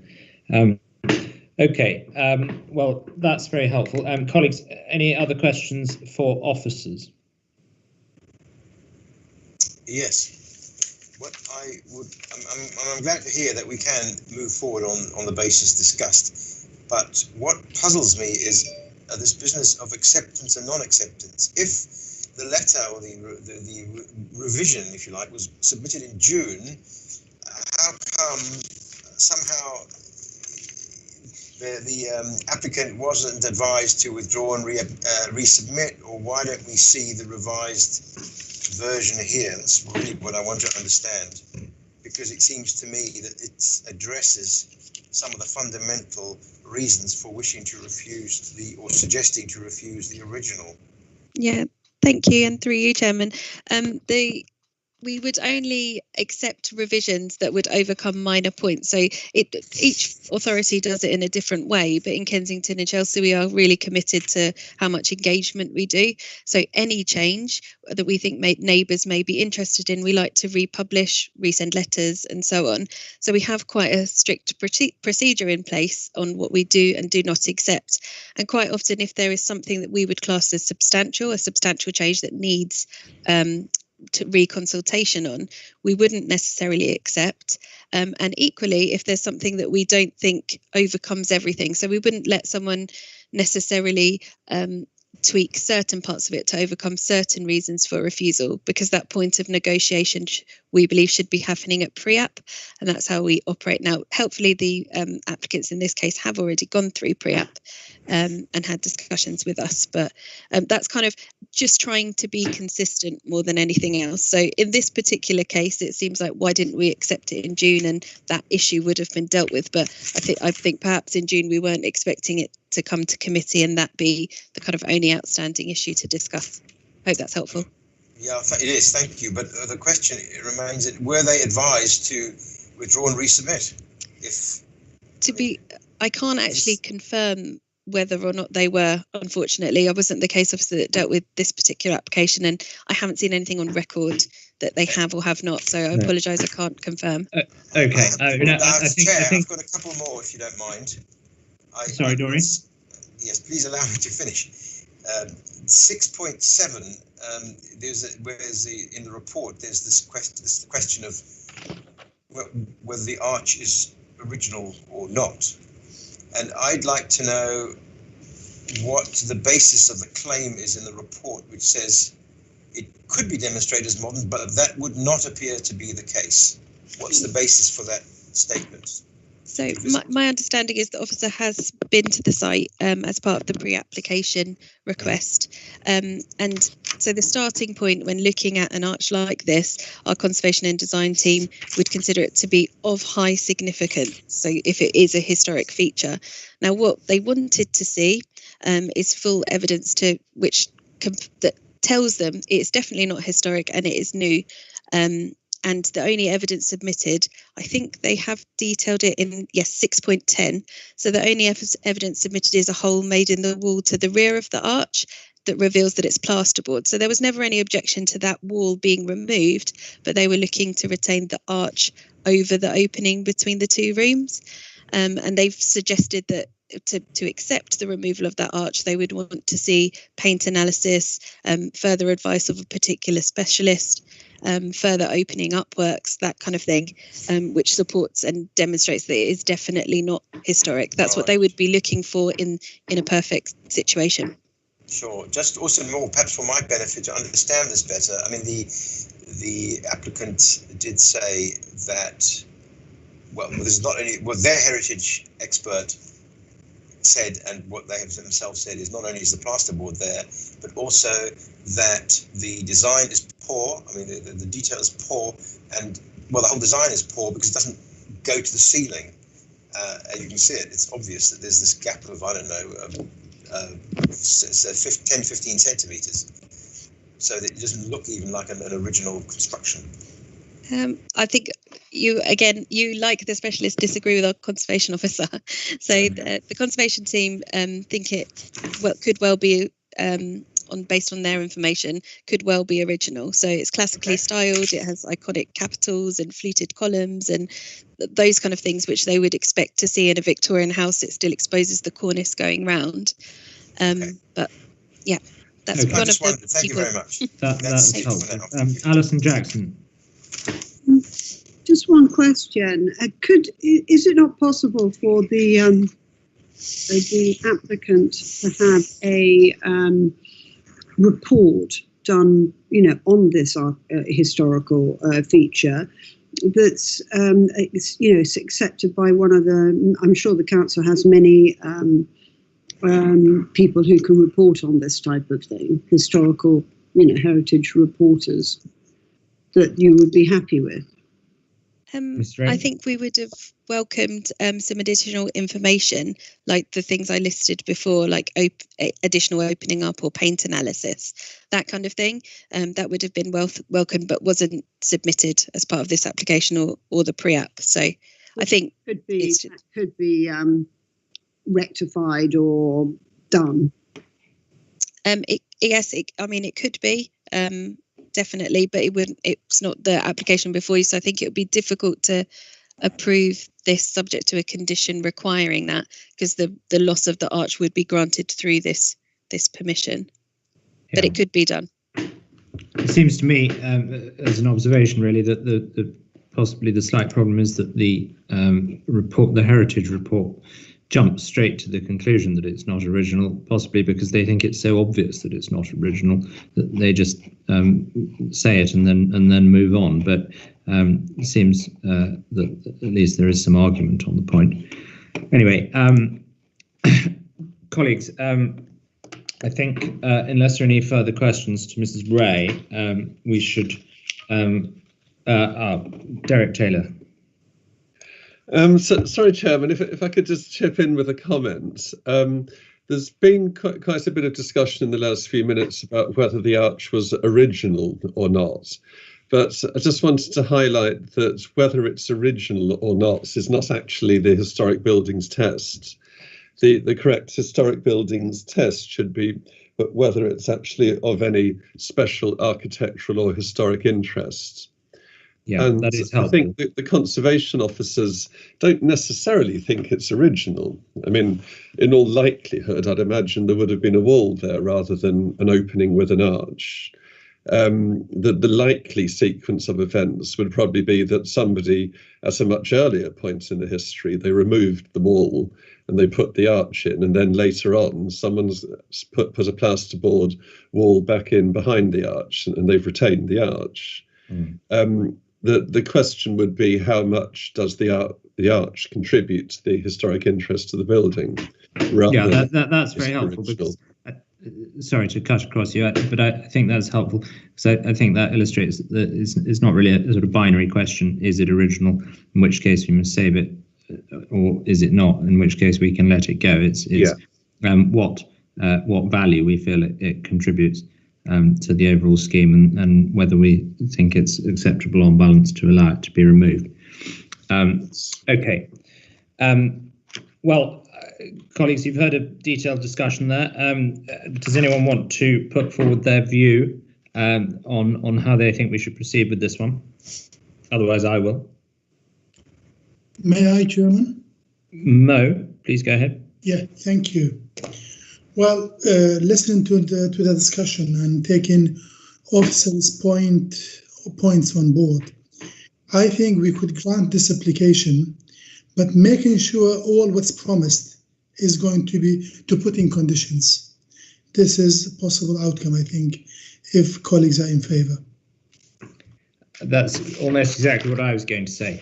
I agree with you on that. And I think there are a number of things that will have to be reserved to be dealt with by officers and conditions. But my view, for what it's worth, is that on balance, the overall application is acceptable, and we can let the arch go. I think the roof lights are acceptable, as I understand it. They're on the back of the building. And I think it would be unfair and incorrect to refuse this on the basis that the air conditioning unit, much as I dislike air conditioning units, is unattractive. I don't think it's any worse than what's there at present, and I would like to have that point about the conservatory dealt with to ensure that it's the same as what's there, pretty much fully glazed. Alison, I think you want to contribute to this. Yes, I mean, the only point that I'm really concerned about, because I think the AC units, know better than what was there and so on in the condition of the conservatory. But the only point that really sticks with me is that if it's a historic arch of interest, I wouldn't want to see it go. Is there anything you can do with that? Put a condition on that. Well, I think, as Fiona said, that's a rather difficult thing to do because we're being asked to permit its removal, and I don't think we can condition it that we have to see further scholarly information regarding the arch. I mean, I think we have to take a view really whether it's whether it has to stay or whether it can go. I mean, for my part, I'm with the applicant. It does look a bit B&Q. I don't wish to be rude to B&Q. Yeah, but I'm not an expert. But here's the decision before us. Hamish, do you have a view on this? I tend to agree with your own view, Chair, on this. I think on balance, I think I'm with the applicant on this one. Okay. Well, I want to ask officers how to deal with this. I think you've seen the direction of travel. The legal officer, Lorna, you'd like to contribute? Yes, Chairman, just to say that the correct procedure would be to take a vote on the recommendation first, which is to refuse for the reasons specified in the report. And obviously, if that falls by the wayside, then you would propose a motion to grant. And as has been discussed, there are amended plans that were received, removing the kitchen removal and removing the boxing in of the fireplace. But obviously, I mean, and Derek will come back on this, if there was a motion to grant, it would have to be subject to officers considering relevant conditions. But what we couldn't do is do anything with the arch. I mean, the arch, you couldn't have a condition saying the arch would remain because that's too integral to the application. Yeah. But yes, it would have to be delegated to officers to consider all the necessary conditions. Yes. First of all, vote on the recommendation. Yeah, that's very helpful. Thank you very much. So, colleagues, you've heard that the recommendation is that the committee refuses planning permission for the reasons summarised, or the reasons set out in full, in fact, in section 10 of the report. I'm not going to go through them all now, but I'd like to hear colleagues' views or colleagues how you're going to vote on that recommendation. I'm voting against the recommendation. Mo, back to you. Against, Chairman. Hamish Dorian. Against, Chairman. Dory Schmetterling. Against. And Alison Jackson. I would like to agree, but I would just hate to agree and find out that that was a historic arch. So without a report with proper testings, I'm afraid I can't vote against. I have to vote for. You're voting in favour of the recommendation. Okay, so that's 4 against the recommendation and 1 in favour. So we now need, as Lorna said, a motion to grant planning permission subject to and listed building consent subject to appropriate conditions, and we've agreed that I think that they will be reserved to officers to deal with. Is that right, Derek and Fiona? Yes, I think that is. I mean, if I could just say a little bit more about conditions, maybe just to give it some clarity. I would envisage that obviously we'd be consulting with the conservation officers as to the content of the details, but I would envisage some conditions reserving details such as skirting boards or cornicing if any was being altered, sort of other details of the interior. I would imagine conditions relating to the air conditioning unit and conditions relating to the detail of the conservatory, which the applicant has already explained isn't shown particularly clearly on the drawings. And then also we've heard that there'd be a condition or conditions binding in the revised plans for the kitchen, or the area where the kitchen was proposed. Thank you. So what is the motion that we might now vote upon? The motion would be that you would grant planning permission and listed building consent for the scheme as proposed, subject to reserving those matters through condition. All right, and that will ensure that the kitchen is not moved and things like that. Yes, it would do. Yeah. Okay. Well, colleagues, I'm going to propose the motion that Mr. Taylor just explained. Could I have a second on that, please? Happy to second. Thank you, Mo. And I'm going to vote in favour of the motion. Mo? In favour. Dory? In favour. Alison? Again. And Hamish? In favour. Thank you very much. Okay, so planning permission and listed building consent are granted on that basis. Thank you very much. And we now move to York House. Yes, thank you, Chairman. That's Fiona Ray again. Just like to draw members' attention to the addendum report again.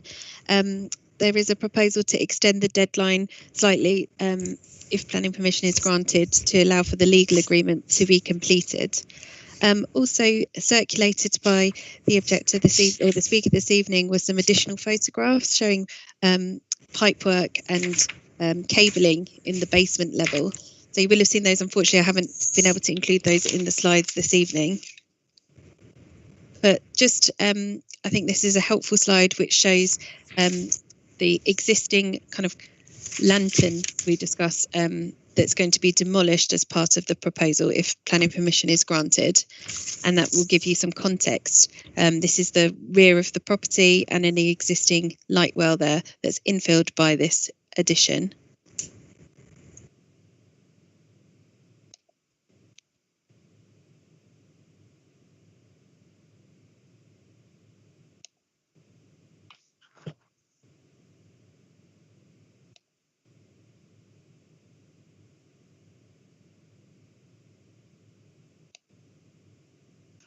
Hello, can you hear me? Sorry, I think my connection may have dropped.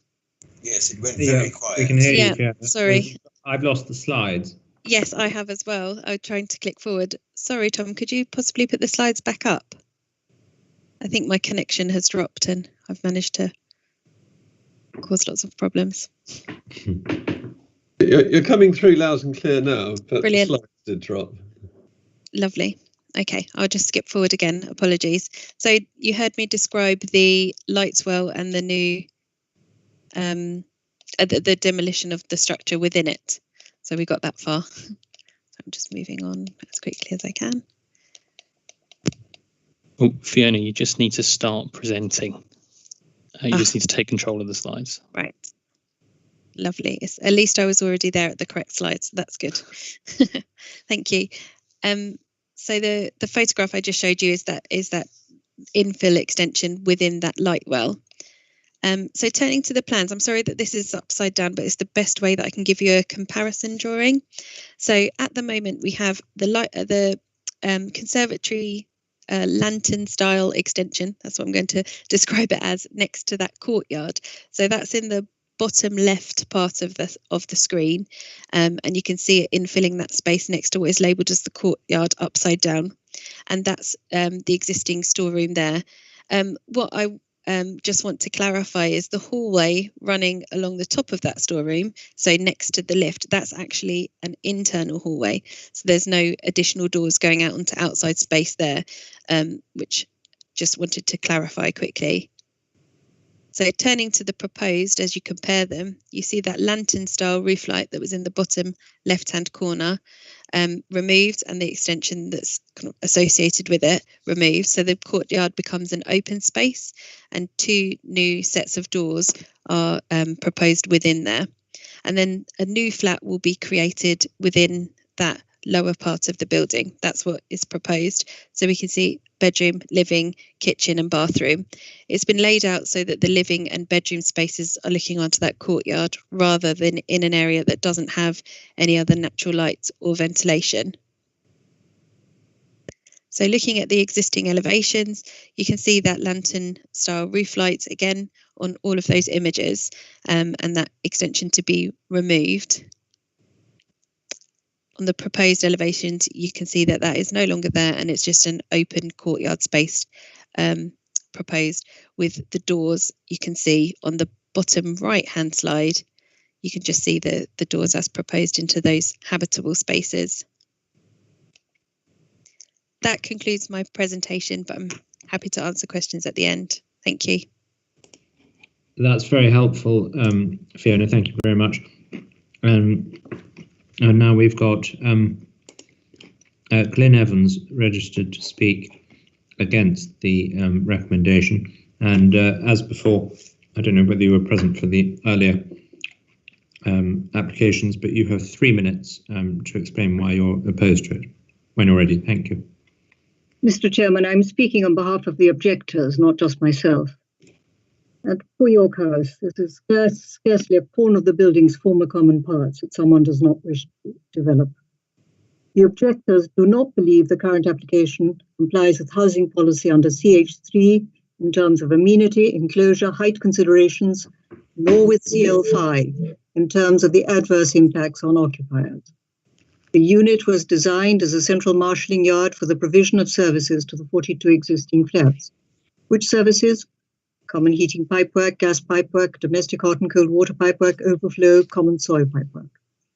An expert and independent M&E engineer looked in 2019 at the feasibility of turning the space into a flat and said that he could not see a practical way of undertaking works to convert the unit into a flat.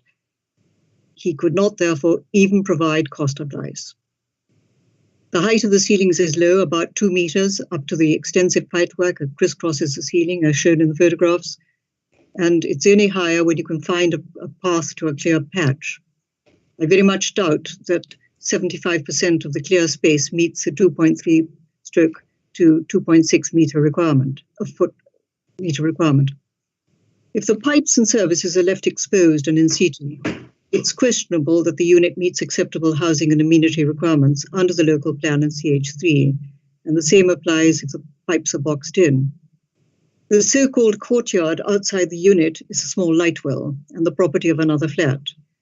It's hard to see that moving the doorways, creating the French windows, and taking down the roof of the conservatory to create a little yard changes these core facts. As I understand it, any proposal to move the pipework and cabling, not sure where to, would be Herculean, would involve building surveyor, structural engineer, validation contractor to trace the pipework, public health engineer for soil drainage and contamination, and catered for specific gas safety. And that would be even to identify the scale of the problem, let alone plan the remedy. There's also the service riser, which goes the height of the building, and the pipework runs into the flats above and to the porter's flat alongside. So there would be direct impact on their walls and floors. Further, given the scale of such work, services to residents would necessarily be disrupted for a period of time. I question whether it makes sense to approve an already marginal flat at the expense of other residents.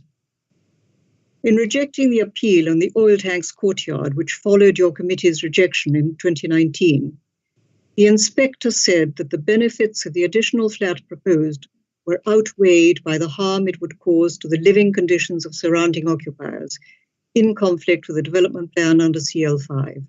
I would suggest that the same applies here. Thank you, Mr. Chairman.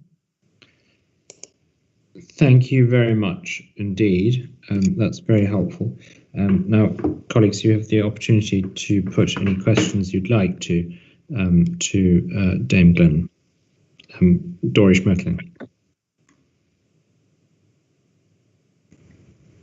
Good evening, Dame Evans. I mean, I had a look at the photographs that you sent. Thank you very much. And then they went around to everybody else. This is, I'm guessing, because that's what most of the objections are about, is the potential interruption of services to the building. Is that correct? Yes, interruption of services. Well, let me put it this way. It's on impact of residents under CL5, but it is also on questions of amenity and the height. I only saw the photographs very recently. I didn't know they existed. They were taken at the time of enfranchisement of the building. And everyone has become much wiser since.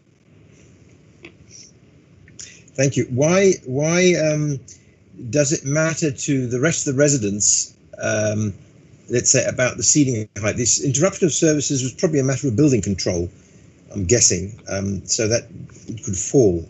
If it failed the building control checks, then the whole thing would fail, whatever we said. But why is that so important, that this flat is, well, perhaps of insufficient height, as you indicate? Apparently the area is not insufficient according to the officer's report, but why does it matter actually? Because you don't live there, or anybody else in the building. But this is proposed as a residential flat, so someone might want to live there. And with these extremely low ceilings, which do not meet the housing requirements under CH3, which I'm happy to quote from. I think it's the nationally described space standard sets a minimum ceiling height of 2.3 meters or for at least 75% of the gross internal area of the dwelling. And I think that is reflected in the council's local plan. So it wouldn't actually meet the specified requirements. I should say, I understand there was no site visit and no flats. And this particular space has been back and forward to the planning committee at intervals over the last 15 years, precisely, I think, because it's so difficult to address and to sort out the height issues and the pipework issues. Thanks. I thought it was familiar because I think I sat on the committee last year. Okay, thank you very much. I think that answers my question. Thank you. Thank you very much, Dory and Dame Glenn, for that. Colleagues, any further questions? Otherwise, Alison Jackson. Can you tell me where do you think the pipes would go? Where could they go? Councillor, that's a very apposite question because no one has an answer to it, because the space outside is demised to the former landlord, that's the hallway, and the space underneath and outside in the courtyard are owned by the landlord. So, and going upwards again would require into other flats and into the porter's flat raise a host of issues. I don't think there's any answer to the question of where the pipework might go. So that means that the person who buys the apartment or flat has to live with the pipes. And a very low ceiling. All right. Well, thank you very much. We may take up those points with officers. Dame Glenn, thank you very much for your time. Mr. Chairman, sorry, could I just raise one point? There's an error in the environmental report by the planners. I didn't want to include that in my 3 minutes. Could I just explain? Very quickly, if you will, please. They raise the issues of contamination because of oil tanks underneath. They were actually referring to a completely separate planning application for the other courtyard on the eastern side, which your committee rejected and which was also rejected on appeal. There have never been any oil tanks. There has been contamination by the soil pipes, but not by oil tanks. That's helpful. Thank you. Yes, I sat on that committee that rejected the one for the oil storage shed. All right. Thank you very much. And colleagues, any questions for Fiona Ray on this point? Yes, Chair. I wanted to ask about Doris Messing, go ahead. In paragraph 6.2 on housing, where the area appears to be adequate, but how do we know that the ceiling height is adequate? Because according to somebody who lives in the building and has the knowledge of these things, to Dame Evans, she says that it can't reach 2.3 meters as a minimum across the percentage that the plan, that the law or the guidance gives. So how do we know it's actually adequate? I think that's a helpful point. We have these space standards and these ideal standards set out in our local plan and through the London plan for new residential development, so any new dwellings created. It is, however, much more difficult to do when you're converting a space or changing the use of the building and you're not starting with a from scratch greenfield or brownfield site where you can redevelop entirely and set your own floor spaces. This is an existing basement. The floor to ceiling height is already set. We've received section drawings that show it can reach 2 meters, or I think it's just over 2 meters in areas, but that is on balance considered acceptable, which is why the officer says about the floor to ceiling heights given its basement location are considered to be acceptable. So whilst those guidelines are in place and they are the ideal and we would expect them from any new residential development, there are instances where we may accept lower because things are already restricted, and perhaps in this one it would be far more difficult to excavate out further and create additional height there. Do we know what percentage of the area does reach 2.3 meters? Otherwise, you get some tall person in there and bangs his or her head all the time. I just find this very difficult if it really is. So, do we know what percentage of that flat or that area? Sorry, it's not a flat yet. That space does reach 2.3 meters or exceed it even. My understanding is that it's shown on the drawings at 2.2 across the. Oh, sorry, apologies. Yeah, 2.2 in the section drawing across the whole area. So there should be sufficient space. But I understand what Dame Evans is saying is there's pipes and things that eat into that. Now the pipes and things themselves, moving them, changing them, redistributing them in any way, that wouldn't require permission in its own right because they're internal changes. And I would assume that would need to be resolved for building regulations purposes and for the purposes of flat ownership and everything else to deliver this permission. So it could preclude the application from being actually built out. That is a possibility, but for the purposes of planning, we wouldn't refuse it on the basis that we don't know where those will be rediverted to, or how those internal workings. I accept that. That is clear. Sorry, I just want to say, if let's say they take the option, we don't know what they're going to do, but if the net space below the pipes, you put in a false ceiling, just for the sake of arguing, put in a false ceiling. What's the space? That's why I asked how much of it is. It says 2.2 meters, but then you said that the pipes eat into that. My question, I suppose, perhaps I wasn't clear enough, really was, let's suppose we had a false ceiling. It can be only a half a centimeter thick, let's say, which just covers up the pipes. How much space is left? I don't think we can assume, to answer your question, what it would be. All we can go is what's on the drawings, which is that there's a 2.2 meter clearance, so none of those pipes are shown. So effectively, the applicant is showing us that there won't be pipes in that space as a result of it. But even then, we wouldn't necessarily be able to enforce that those pipes were removed or changed. But there's building control legislation in place that ensures there is certain height clearance for new residential dwellings and so on. So it's a different legislation that would cover and make sure. But from a planning point of view, a clearance, a head height of 2.2 meters overall, as shown in the section drawings, would be acceptable. So I've got to just ask, sorry, I've got to ask one more follow-up question on this. Just like we can... Your last one, Dory. We've got to move on. just because the drawing shows no pipes, and you say we can't assume that the pipes will be left, which is fair comment. I mean, I accept that. But on the other hand, how do we know that isn't an error or a deliberate omission? So we have no statement to say we will move the pipes, or do we? We don't have a statement to that effect, but those internal changes wouldn't require consent anyway. I don't know. I might actually defer to Mr. Taylor to see if he has something inspired to help you through this. No, I understand. No, I understand that the building control matters. This I accept. There's nothing to do with planning. This is taken as read. It's the issue of assuming you've got your 2.2 meters. That's the question. If you had a statement to say we will move the pipes, then it's not up to us to worry about how they move them. We just have to worry, yes, they've got 2.2 meters across the unit. That's the way I'm thinking. So maybe Mr. Taylor wants to comment on that. Well, I'm afraid that I can't offer up any more detail as to what they would do with their pipes or what floor to ceiling height would remain if they were to put a suspended ceiling across underneath the pipes.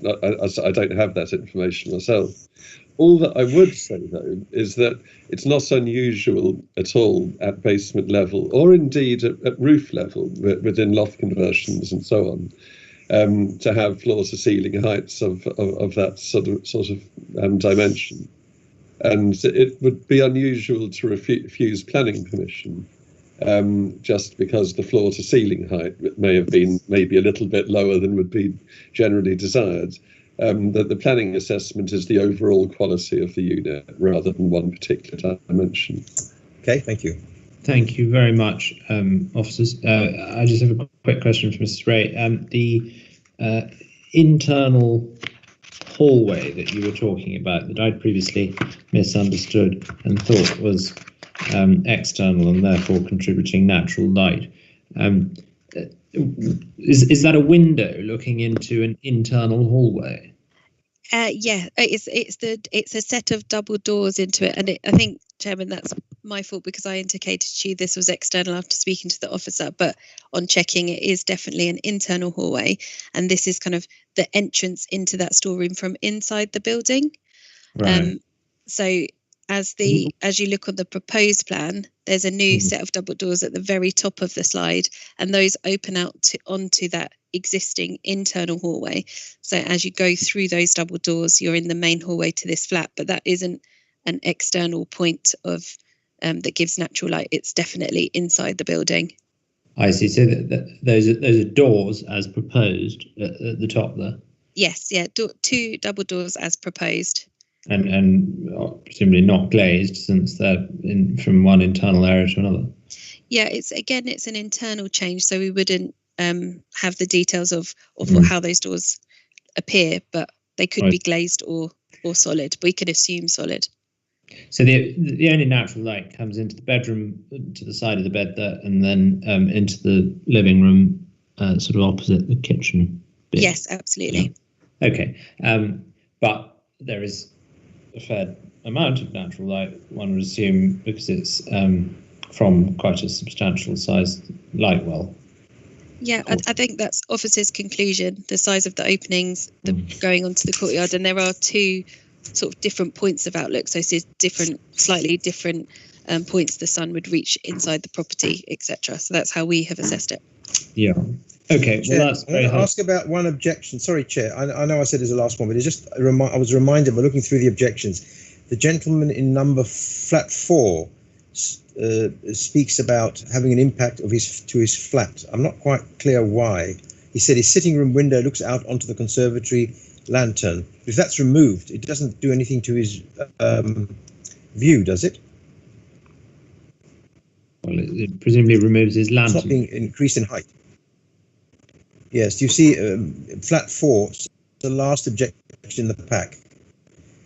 On the grounds, the impact on my own flat, which is immediately above the proposed construction, particularly as my sitting room out onto the conservatory bargain, which will be nothing less than catastrophic. I'm not clear why, because they're just removing it, isn't that right? Yes, that's correct. This is going to be he removed. may be misunderstood. So his view isn't really changed. Well, except he doesn't see the lantern. To the extent that the roof lantern is removed, and there's a light well there instead. All right, I'm afraid we've got to move on. Okay. Alison, Jackson, did you have a point you wanted to raise? Alison? Yeah, sorry, no, the question's been answered. It was about, it's not really our concern about the pipes and where they go. Okay. Yeah. All right. Well, colleagues, having heard all that myself, my view is that this is a substantially better application than the one that I was involved in refusing previously, that Dame Glenn mentioned, that was in the oil tank shed, where there was a wall about a metre from the window, and there was no outlook at all, and negligible natural light getting in. That's not to say that this is by any means perfect. In fact, I think it's far from it. And the decision we've got to make is whether it will produce a residential unit of acceptable living standards. I'm just erring on the side of thinking that it will, and that as a caretaker's flat, which is how it's described in the application, it would be just about acceptable. And I also bear in mind that I think we have to look at the application as proposed. We've discussed the point about the ceiling height and what's being done to the pipes, but we have to accept the plans as put before us, and leave other bits of legislation to deal with other aspects that we can't control by the planning system. Colleagues, if any of you want to put a view forward, please do so. Otherwise, we can move to a vote.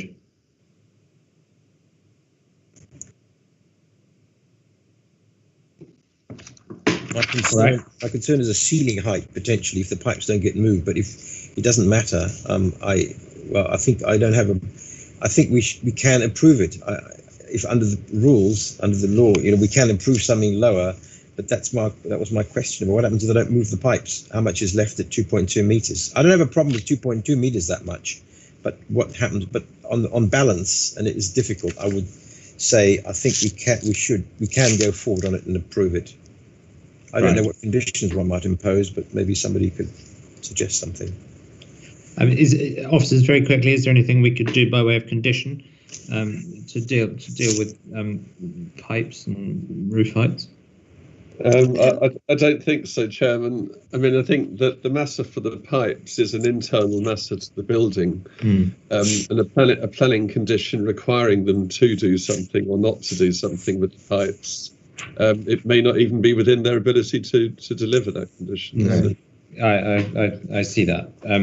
All right. Well, let's vote on the recommendation as it is, and the committee is recommended to approve the application subject to an agreement that the unit is permit free, and if that agreement can't be reached, then to refuse the application. I don't know if I've summarised that quite correctly, but we're effectively delegating authority to the director to approve or refuse on that basis. So could I please see those in favour of the recommendation? And I am in favour of the recommendation. In favour, Chairman. Mo, thank you. Dory? In favour. Alison? In favour. And Hamish? In favour. Okay, so that is granted on that basis. Thank you very much. And we now move to Kensington High Street, and I'm going to recuse myself at this point and allow Mo Bakhtiar to take the chair. So Mo, over to you, please. Thank you, Chairman. Thank you. Well, it's 63 to 93 Kensington High Street application. May I ask the officer, is that you? Yes, that's right, Councillor. Please go ahead. Okay. So this is a Section 73 application, which is seeking a 30 minutes of extended opening hours to a restaurant and changes to an operational management plan that would allow customers of the restaurant to queue on street. I want to draw your attention to the addendum report, which states 2 further objections. And since that time, members have received a summary of objections from the Kensington Square Residents Association. This is a very detailed objection summary containing a recorded timeline of events of what's happened with the site history since the change of use of the premises from retail to restaurant was approved by the council in 2013. And it also documents in some detail the difficulties that have been faced by nearby residents on Kensington Square from the operation of the restaurant Dishoom since November 2017 when it opened. These difficulties include noise disturbance, unauthorised queuing, as is shown in photos taken from previous years, and odours. I'd also like to flag up that since the addendum report was circulated, that officers are recommending changes to Condition 1, which is the time limit condition, Condition 4, the operational management plan, and Condition 5, hours of operation, to specify that the temporary 18-month period, which is what is being recommended, begins from the date permission is granted, not when the permission is commenced. So, having taken you through that introduction, I'll now show you this aerial image. The application relates to the Barker's department store building and the premises front Derry Street, currently occupied by the restaurant Dishoom, which you can see marked there in the orange icon. To the north of the site is Kensington High Street, and to the south of the site are the residential occupiers on Kensington Square.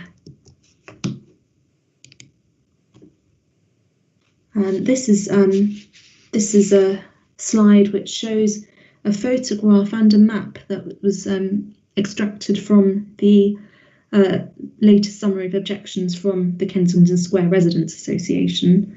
The red star that has been added to this identifies the entrance to the restaurant on Derry Street, and the yellow outlining indicates the residential buildings, including number 36 Kensington Square, which is the nearest residential neighbour to the application site.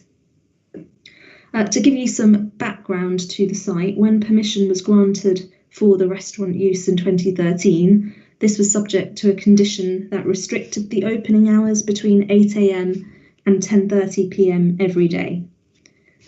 The permission that was subsequently granted in 2017 by the committee restricted opening hours between 8 AM and 11 PM throughout the week, and that is the current restriction on the planning permission with regards to opening hours.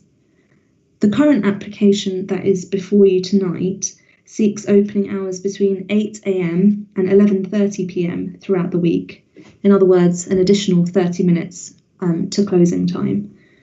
These proposed hours would match with the premises licence. A management plan was approved in the 2017 permission, and this specifies that customers are to wait in a waiting area inside the premises, and it prevents customers queuing on the street. And this is a view taken looking towards Kensington High Street.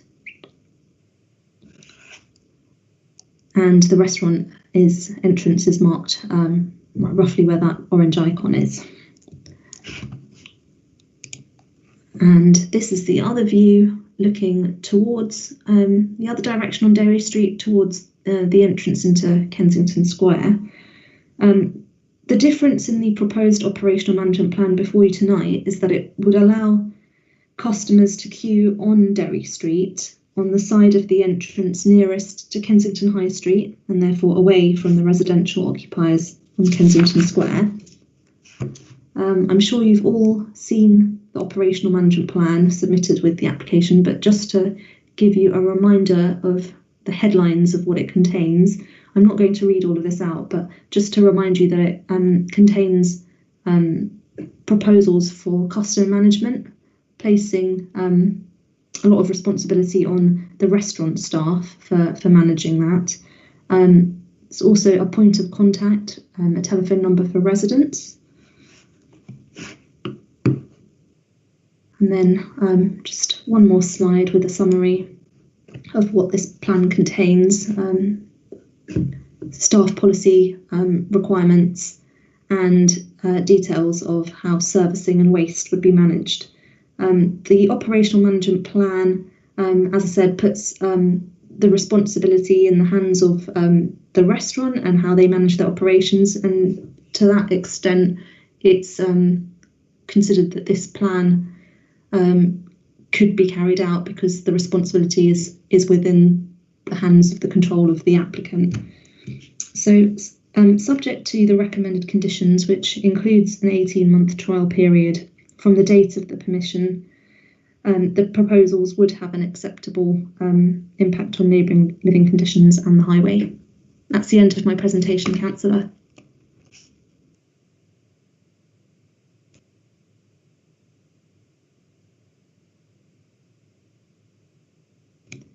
Councillor Bakhtiar, you are on mute.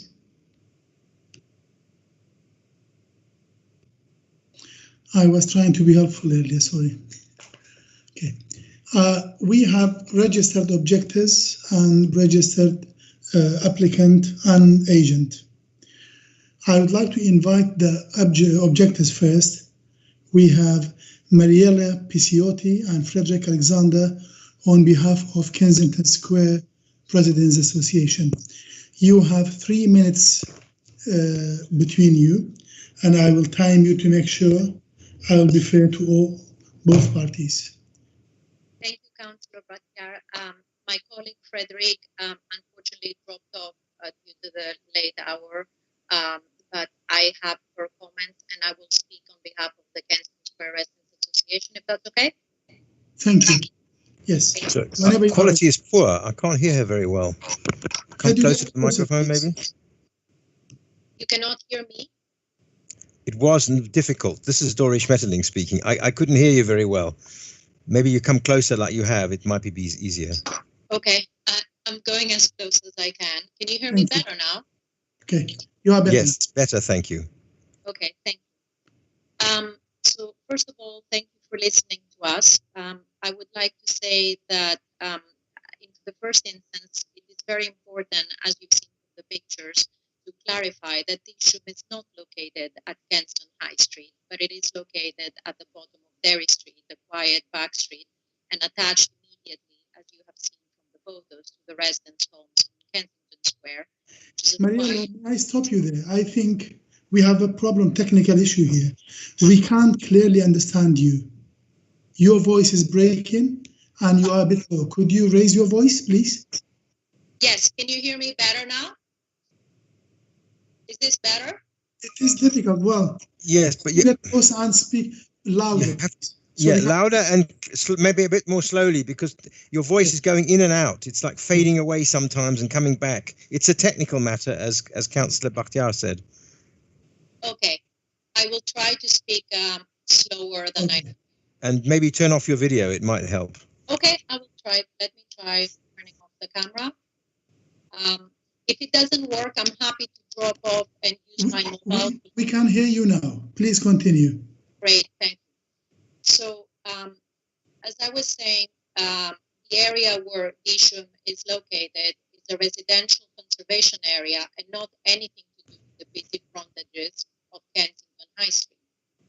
Isham is also not a small business that should be supported anymore by RBKC during COVID, but instead, Isham, the first day of opening 3 years ago, on a site which all residents told RBKC was wholly unsuitable for a restaurant, has negatively affected the living conditions of all residents via multiple breaches of planning, breaching their own management plan, poor training of all its management on site, and who do not respect their neighbors and always behave as if residents should be accepting them like we're on a busy commercial area like Soho and not a quiet residential Kensington back street.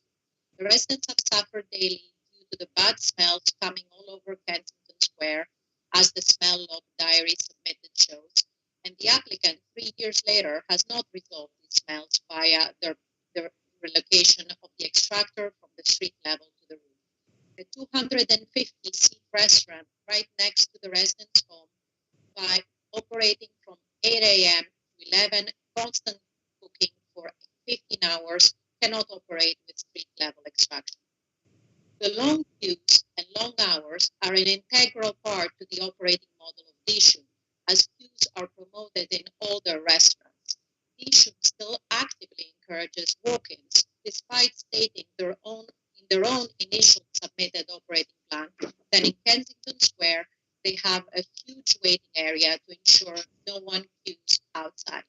If capacity has gone due to COVID from 250 seats to 182, why are queues outside needed? The owner promised residents no queue form to get his first 30-minute opening extension, and now he's seeking yet again to go for longer hours in yet another incremental 30 minutes, which would mean that they would have significant longer operating hours than any Kensington establishment located next to residents' homes. Patrons always leave noisily, and certainly many of them via Kensington Square, which they... Marielle, may I stop you there? You have reached your time.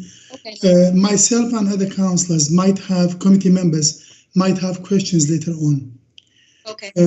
Make sure you try to, I will ask officers if they could try to call her and have her on the call, because the sound isn't clear. I would like to invite the applicant, Brian Trollope and Robert Walton. You have 3 minutes again, and I'll time you whenever you are ready. Good evening. I'm Brian Trollope, Operations Director of Dishum. We're applying to extend the hours of operation of the restaurant to bring it in line with the permitted licensing hours. We're asking for an additional half an hour in the evenings to allow for the premises to close at 11:30 p.m. We do not consider that this will adversely affect amenity, as this is an established business that's been well run for 3 years now in a town centre location. We've commissioned noise and highway report to assess the effects, and your officers have concluded that there will be an acceptable impact on amenity. We have, however, heard what some of the local residents say, and will continue to ensure that customers are well managed. We've sought to reduce any impact of use through the design and space created within the restaurant and managing customers entering and leaving the premises. The large holding bar area has capacity for more than 70 customers, and others have been able to been accommodated standing on the stairs and in the lobby area as well. However, due to social distancing measures, we currently only can accommodate 22 people in the holding bar, and have had to reduce capacity in the main restaurant seating area from 200 down to 160. Capacity is often less if small groups are accommodated, as they're unable to share tables. We've introduced a booking system for all party sizes, and prior to the pandemic, this was only available for large bookings after 6 p.m. Notwithstanding these measures, there are occasions where we cannot accommodate internally all those wishing to visit the restaurant at very busy times, such as weekend lunch times and early evenings on Friday and Saturday night. There may be people waiting outside the restaurant. Dishum are unable to prevent people from waiting should they choose to do so, particularly at present when capacity in pubs is also much reduced.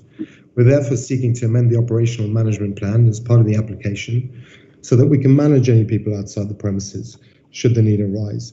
We want to have an orderly system in place should there be a need for a queue. We'll ensure that people are queuing towards the high street and away from Kensington Square and behaving respectfully. We're currently only operating until 10 p.m. in line with government requirements. Whilst we are seeking a permanent change to the operating hours, the temporary consent of 18 months recommended by the officers should enable us to have sufficient time to demonstrate that the use can operate over the extended time without harm to amenity. And we hope you'll be able to support the business and confirm your officer's recommendation. Thank you very much.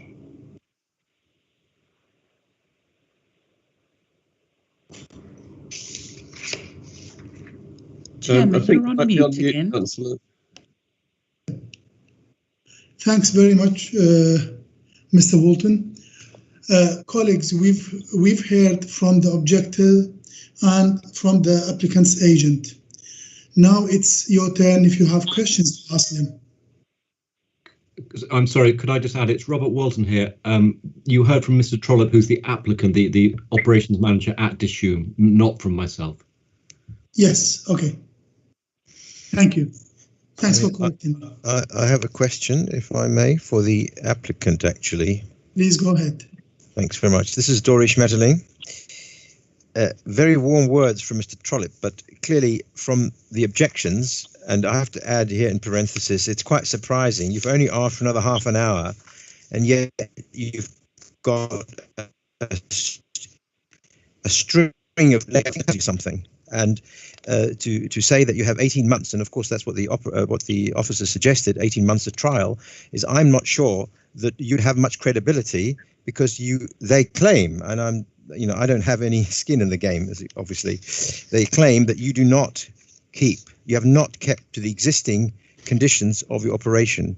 And although I would also not take into account pictures of queuing outside your other restaurants, because we're not discussing your other restaurants, only this one, there's a claim that you have served alcohol to people waiting outside, and that you have not kept to the existing conditions, and you have not responded to the promised consultation about various matters, and you've not responded to them, and that your restaurant issues a lot of smells which are unpleasant to the residents. So how would you convince me that everything's going to suddenly change, since you've had 2-3 years to prove yourself? Thank you very much. Honestly speaking, the restaurant is very responsibly run. There are occasions where it is difficult when people choose to wait outside, and in fact, us saying that we're going to ensure that there were no queues, in honesty, in that management plan, that was us trying to go above and beyond. And occasionally there have been times where guests have decided to wait outside the restaurant, and when that's happened, that's been a rock and a hard place, where we want to manage that very sensibly. We want to make sure that we're not blocking the highway, that people are behaving in a sensible manner. So where there were people waiting outside, that's the case. We don't serve alcohol to people waiting outside the queue in Kensington. And in fact, we've done everything within our power to avoid a queue. With regards to the extract system, I mean, we've put in place the most top of the range system available to hospitality in the country. We've gone above and beyond wherever we can, and we've worked really hard, spending a lot of money and time and effort on designs and consultants trying to figure out alternative solutions to this problem. We're talking to the residents as late as February this year, just before we went into lockdown, where all our businesses were closed. And frankly, we've been fighting for survival and to retain jobs ever since. We're one of the few businesses that hasn't put out their mass redundancies, but we're burning cash, and we went from a team of 1,000 to a team of 7. So that may be why we haven't been talking to people as much over the last 6 months. Thank you. But I think we're talking about 2-3 years, but thank you. Yeah. Colleagues, sorry, I was. Yes. Sorry, I've said enough. Sorry, there's a lag. Yeah. Okay. Colleagues, do you have any questions to the applicant or Councillor Jackson, please? Yes, thank you. Can I ask a question? Because the residents, as pointed out by Councillor Schmetterling, that the residents have complained, a lot of residents have complained, and residents' associations, that it's not managed well. Your restaurant's not managed well in the sense of people out on the streets making noises, smells, drinks on the streets, and also parking in Kensington Square to get to the restaurant added to it. Now, is there anything that you can do about these complaints? Because it's across the board, it's not just one person. Yes, thank you. I think really this application is an attempt to make sure that we're managing these situations even better. So essentially what we'd like to do is have team members outside the restaurant at all times, managing anybody who does choose to wait outside the restaurant, and directing people back up to the high street. In terms of parking, We do everything we can to encourage people to use public transport to the restaurant. We direct people back up towards Kensington High Street into the stations wherever possible. And honestly, I think we do everything we possibly can to avoid any additional parking in the area. I mean, could you stop people parking in a residential, a quiet residential square, for example? Proactively stop people, do something to stop them parking in a quiet residential square. Can you do something about the excessive smells coming out of your restaurant?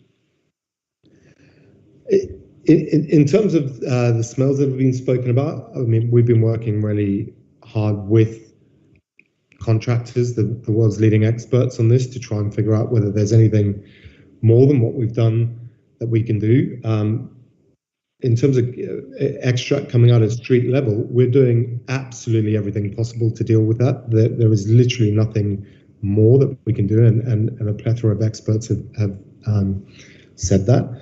We have been working with the landlords and the Daily Mail group above us to try and find an alternative route for extract up through the building or out the back of the building. That's proven extremely difficult, which I'm guessing is why permission was granted for street level extract initially. But and in terms of controlling people and where they park outside of the restaurant, I mean, clearly that's extremely difficult, but we're happy to talk with the residents about any suggestions they may have on that front. Okay, thanks, Councillor Jackson. Any others? If not, I have a question or two to the applicant. What will you gain by adding an extra half hour, Mr. Walton? Is there a chance I could ask Mr. Walton to come in? Oh, Brian, was that okay? Please, yes. Good evening, Councillor. It's Robert Walton here. I can only really help on the parking point just raised. And obviously, if someone's got the right to park somewhere, we as a restaurant can't stop them from doing that, of course.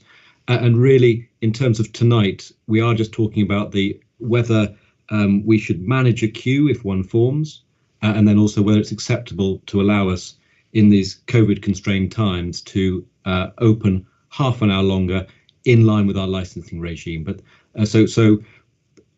the company has really worked hard for over the full 3 years with residents. There have been numerous meetings to address any problems, any concerns arising. And I understand you've been sent something by residents. We haven't seen that, so we can't really comment on that. And out of fairness, it really wouldn't be right for the committee to take at face value what you're being told in a document we haven't seen. But just absolutely, the restaurant has worked so hard over 3 years and bent over backwards to engage with residents to do the best they can. Well, some of the complaints we have received from the objectors is relating to licensing, which is a different issue, separate issue completely. Completely Smell, different. noise, parking, whatever you do in there, this is in accordance with your license between 8 a.m. to 11 p.m. But the application in front of us is for adding an extra 30 minutes, as you have requested. We will be looking at this and weighing the balance between your interest and residents' interest at the same time. Precisely, and that's why that's why the officers have balanced that and have seen they don't think there will be any adverse impact on amenity. They can see the benefits to the company in these struggling times, and that's the balance to strike. Thank you. Councillor Schmetterling, please.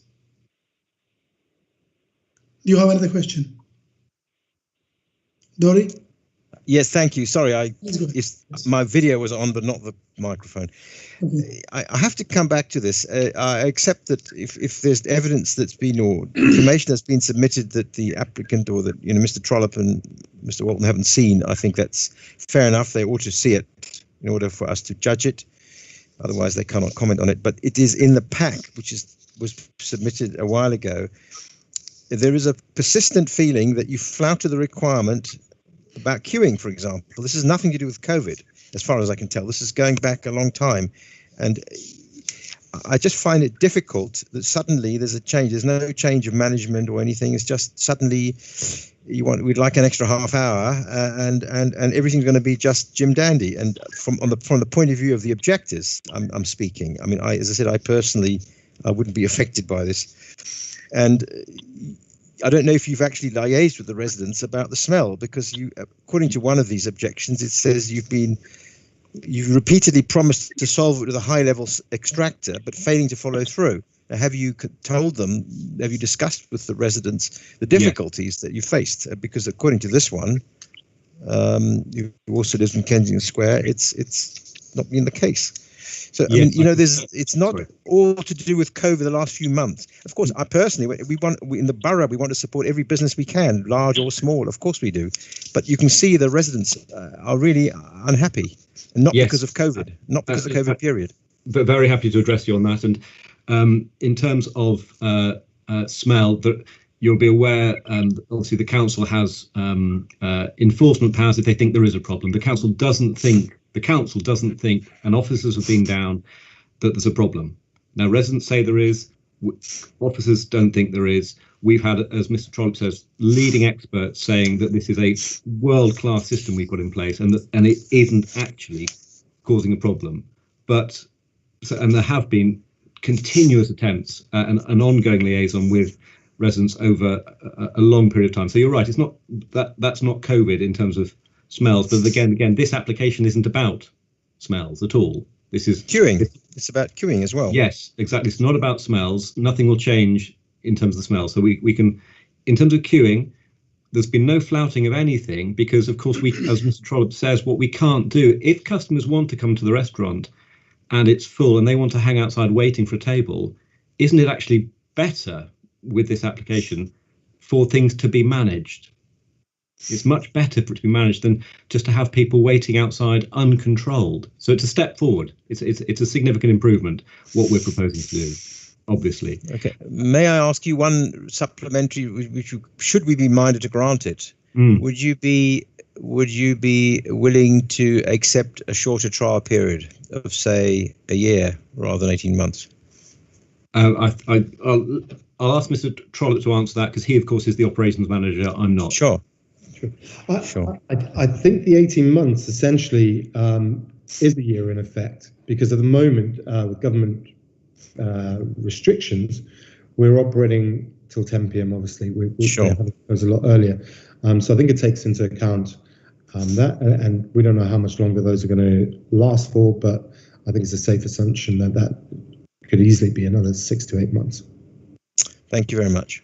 Thank you. So the answer is no. Is the answer no?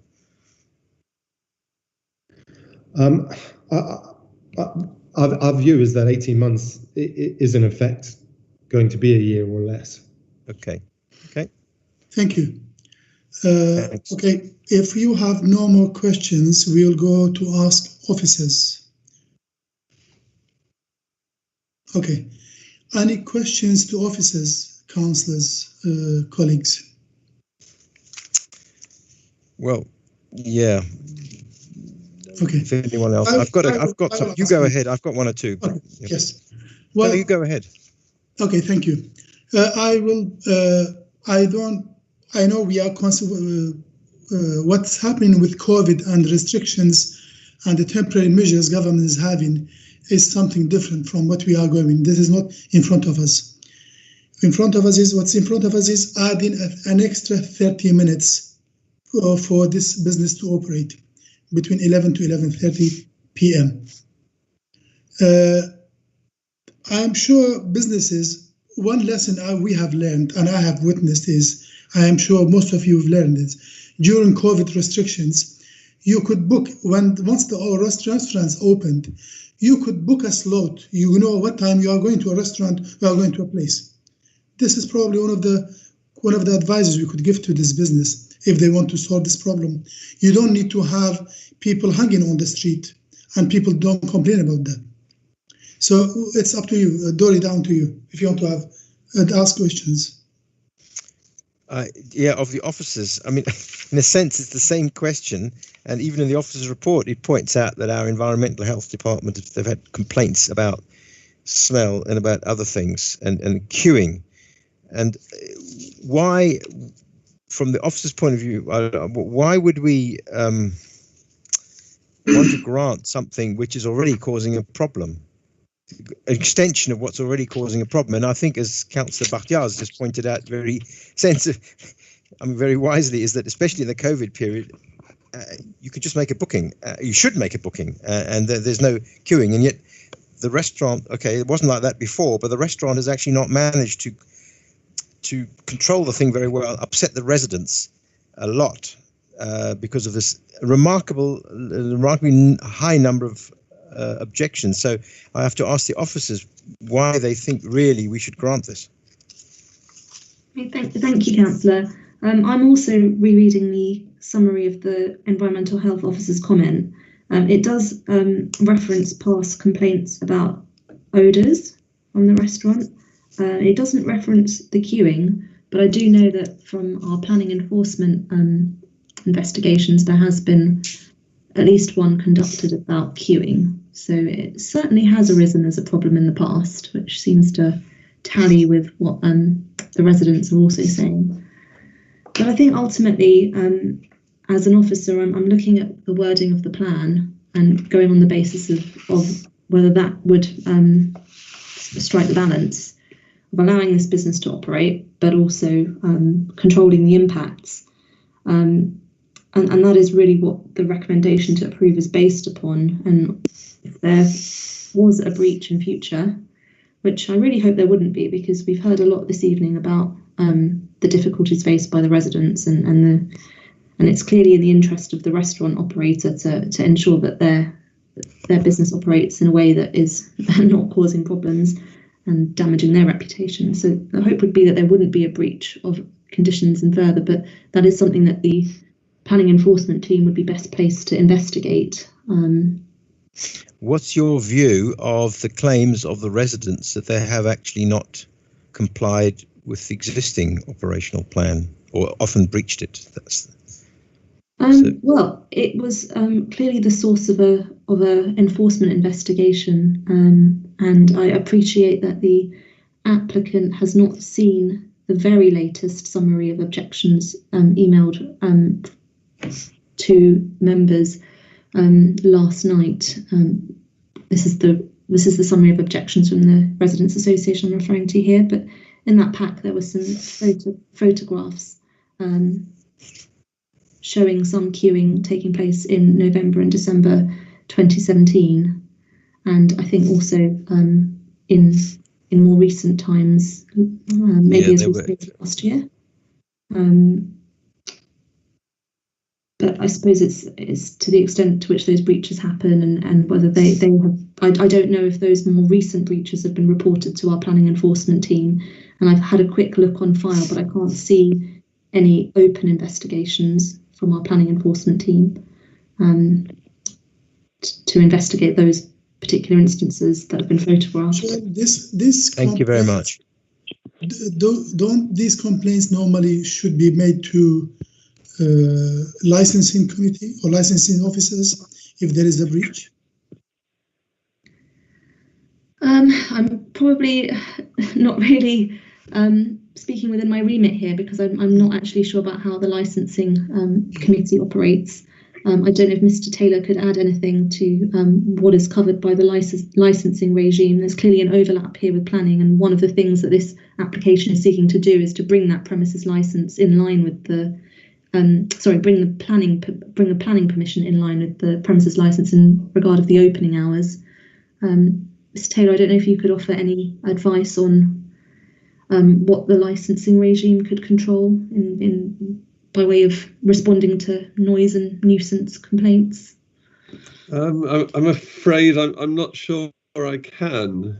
I mean, I know no more or no less about licensing than we all do. So, okay. I mean, clearly the licensing regime can deal with opening hours and the number of people, and they can even deal with management strategies. But I wouldn't want to comment on the detail as to either what's in the existing license or what could be. We have legal officer, Lorna. Yes, thank you, Chairman. I'm very unhappy if late reps have been circulated to members, but not to the applicants, because this is just the sort of thing we try to avoid in committees by having cut-off dates for late reps. And I'm just concerned that there are, I mean, I haven't seen them either. And I don't know what these complaints relate to. If they relate to licensing issues, then obviously that's not a planning matter anyway. I haven't seen the license, so I don't know what conditions are attached to it. But that is dealt with under the Licensing Acts. And if they're complaints about noise, then that is usually dealt with under environmental health legislation. So I'm a little bit uncomfortable that we are moving away from the planning issues. Indeed, yes. Which is basically adding really another, adding another 30 minutes. Excuse me, we are done with applicant and objectors. We are asking officers only now at this stage. Yes, I mean, this is a planning application. It's not a licensing application. Yes. But it's a planning issue. Apologies. Yes, I mean, I'm not saying... We have passed this stage. Yes. So we are not asking you any questions. It's only for officers. Thank you. Yes, I'm not saying that these issues are not important. All I'm saying is the application before you is about increasing the hours by 30 minutes, and there's a new operational management plan to actually manage people queuing as opposed to people queuing without any sort of management at all.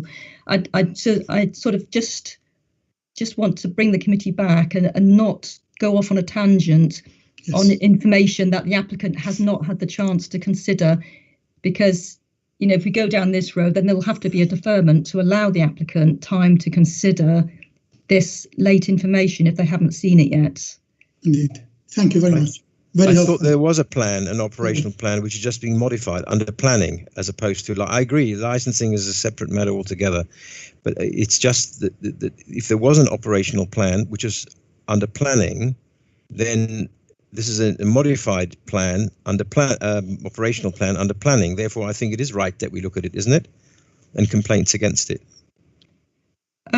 Against the to look at the operational management plan, yes, but I was talking about this extra information that people are mentioning. Oh, okay. I agree with you. I agree with you. It's not fair because they haven't seen, the applicant hasn't seen it. No. I agree with it. That's obvious to me. Yeah. Thank you. Now, I think we've heard from all parties, from the officers. It's time to consider a decision. If you colleagues, if you want to comment on this, otherwise we will turn into making a decision. Officer's recommendation is grant planning permission subject to Section 106 agreement.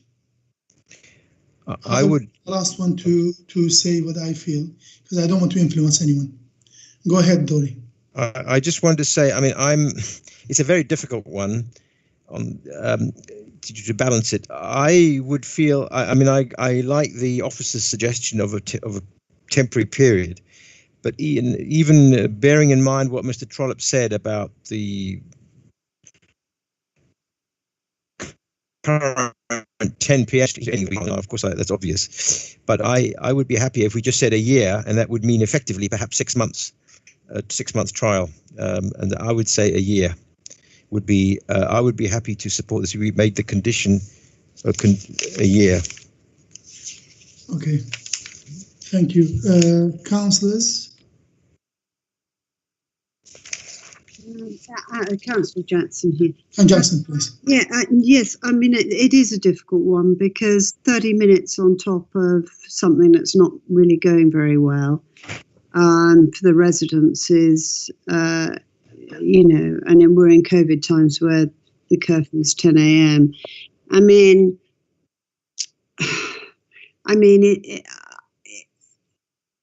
it's not a great situation for the residents there at all.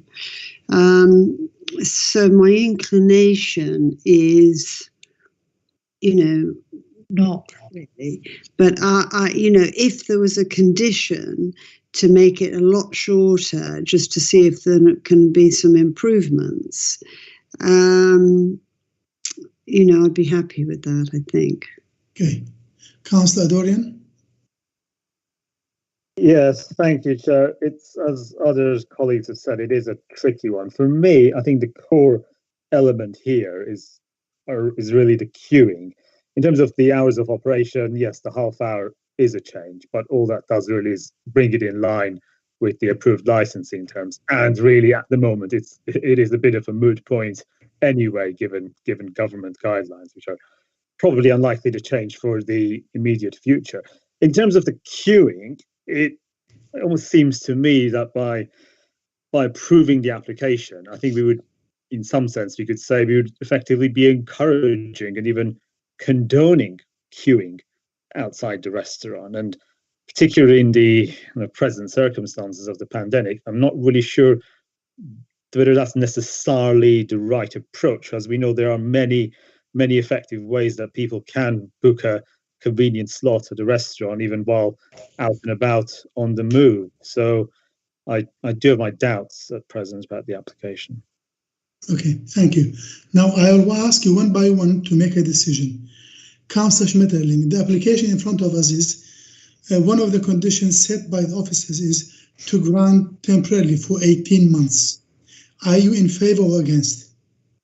Sorry, can I ask, could we, if going through the appropriate procedure, could we then look at a potential 1 year? Because I think I got the impression from Councillor Jackson she'd be happier if we granted it, but for a shorter period. So is there some way, maybe ask planning Mr. Taylor or other officers if that's an option and how we approach that option? We'll ask them. Okay, Mr. Taylor, Cheryl, what do you think? Yes, I mean, you can obviously take a decision to grant planning permission, but vary the conditions that are recommended. So you would need to have a discussion to agree on what varied condition you thought you would choose. So obviously the officer recommendation at the moment is for an 18-month period, but the committee could choose another period. You'd obviously have to agree amongst yourselves as to what that should be, and then you'd take a decision based on that revised condition. So could we change this condition, as you have mentioned? Put another condition, we grant for 12 months. Yeah, you could put that to the members and have a discussion based on that. Okay. Chairman, legal officer here, just to clarify, the conditions were changed right at the outset. So it was going to be 18 months from the date of the planning permission. So what you might be suggesting here is 12 months from the date of the planning permission, which in effect might be just a 6-month trial period. But, depending on how long the COVID restrictions last. So just to clarify that. Thank you. Yeah, I think I referred to that. That's the practical result, yes. Yes. So are we happy to go for 12 months trial period and granting permission based on 12 months trial period? Adorian, Councillor Adorian? I mean, if others are broadly in favour of that, I suppose so. I mean, I still personally have my reservations about whether we want to encourage queuing. By essentially approving the new operational management plan, which says that queuing is permitted and the restaurant will, attempt to manage it, we are essentially giving approval to that. So that, for me, really is the core concern. Actually, he has a good point. Can we do something about it and maybe do something making sure they do more of their bookings? They do actually take bookings properly? Okay, officers, there's another question for you. How could we turn this into condition? I'm rather thinking that to get involved with how they take bookings, I mean, I really think that's more licensing than it is town planning. Planning, indeed. Okay. Yes. Okay, thank you. Why not? That's fine. I mean, why not just see if there's any improvement over the next 6 months, and then perhaps they can come back and reapply when the residents are more happy with it. Councillor Jackson, Councillor suggested shortening the trial period from 18 to 12 months. Are you in agreement? Are you happy to support this? Well, what I've just suggested after listening to Councillor Dorian is that the queuing and Councillor is not, is an issue. And so what about if the restaurant can go away and manage that a bit properly and then come back and reapply? No, in this case, I sense that colleagues are not very comfortable with this application. Now we have two options: to refuse the application and then see if we could. The application, the officer's recommendation is grant plan application. Are we happy to do that? If we are not, let's vote for this. As it stands, 18 months. Well, I'm in favour of yes, but 12 months. I mean, I don't know how to do that, but okay. Now, how do I do that? Legally speaking. Mr. Taylor said we could put a condition to reducing this period from 18 to 12 months as a condition. Which, Alison, that in practically speaking, that's I know what you're getting at, but I just want to maybe just elaborate. Practically speaking, it means they get probably 6 months the way things are going with the 10 p.m. restriction. It may be practically only 6 months. But I take all your points. It's just very difficult, but I think that's the way forward for myself. Well, we have to make a decision. Yes, and that's what I would do. Let's see if you can get a majority for it. Okay. Now we will put this in vote. Am I right to put this in vote, legal team? Yes, Chairman. I think you have to move to a vote. You either have to grant or refuse, and the first vote is to grant in accordance with the recommendation, but with the amended conditions 1, 4, and 5, which is reducing the 18-month period to 12. So if that is how the committee wishes to vote. Okay. First of all, and then we'll see what happens after that. Okay. Colleagues, you've heard the legal officer.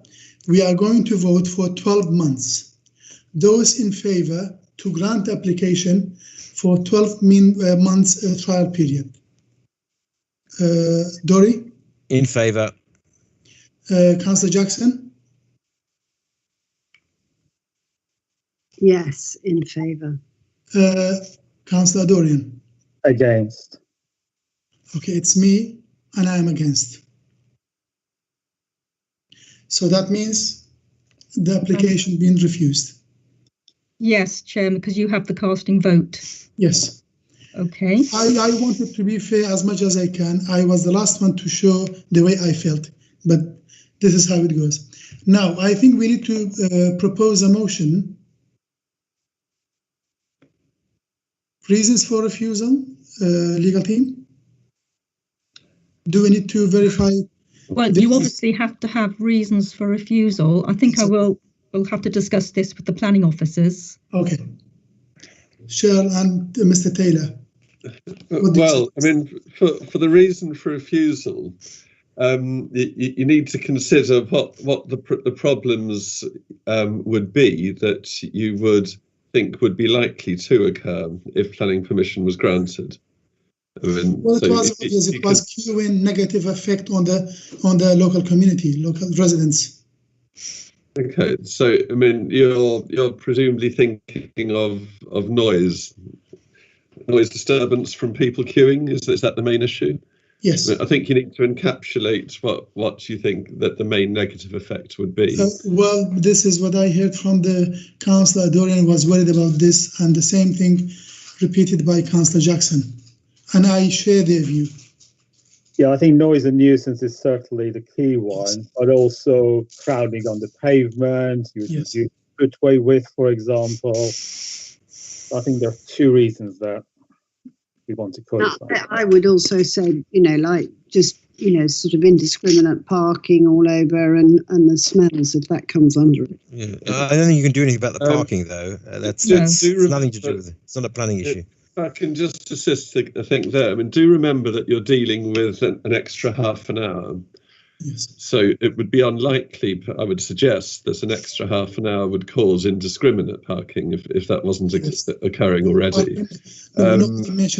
Maybe the right way to deal with it would be, as a matter of fact and degree, I mean, that half hour would just add to an existing problem. I mean, that's one way that you could deal with it. Yes. Okay. And then you'd be relying on the evidence from the residents to demonstrate that there have been problems to date. Okay. But you do need to bear in mind that it is the extra half hour that you're considering here. Yes, indeed.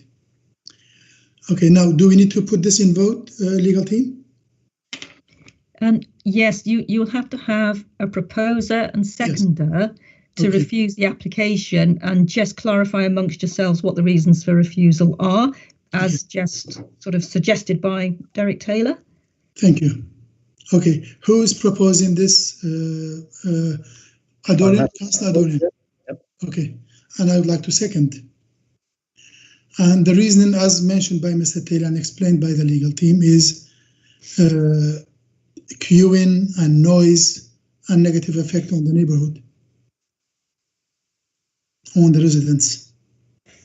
Are you in favor, Councillor Adorian? In favor. Councillor Schmetterling? Against, to be consistent. Councillor Jackson? In favor. And I am in favor. Okay, I think that's clear. Yes, that's been refused then. Yes, refused. For those reasons specified. Okay. Thank you, Chairman. Thank you, Councillor O'Connor. Yes, we should have Councillor O'Connor back now. Yes, thank you very much. Could we call a 5-minute break, Chair? Just we've been here we'll call it a 2-minute break. It takes me 2 minutes to get the loo. Okay. Yeah. Start again at 9 minutes past. Okay. Chair, I think that's being 10 minutes past. Okay.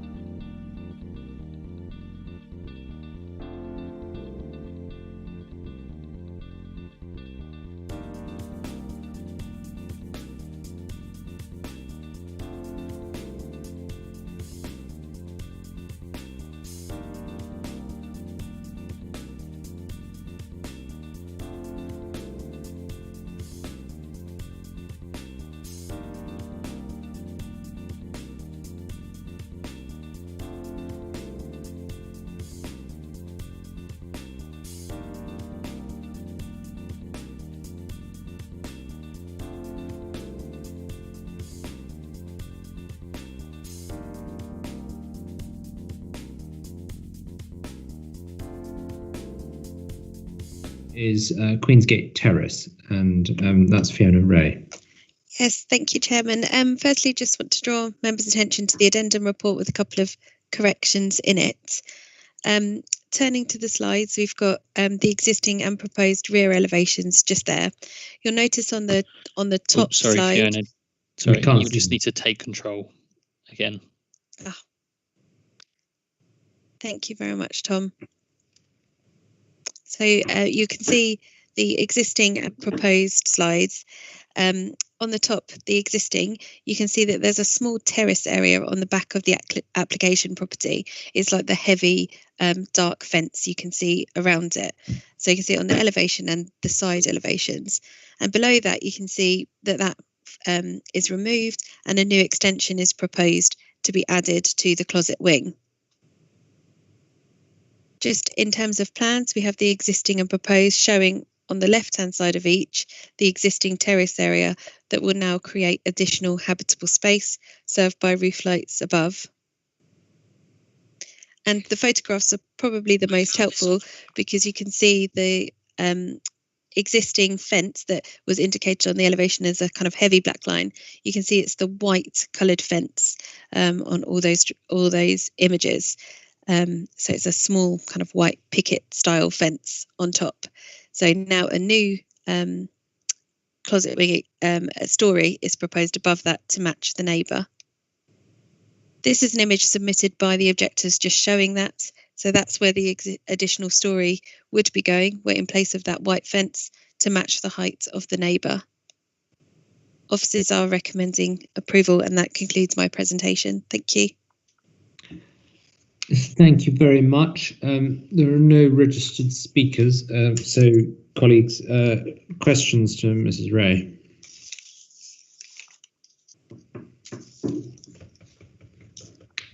Any? Just got to find my notes. So here somewhere. Find the thing. Where is it in here? Queensgate. Sorry about this. I did have a couple of questions, but I just... Here we go, Queensgate Terrace.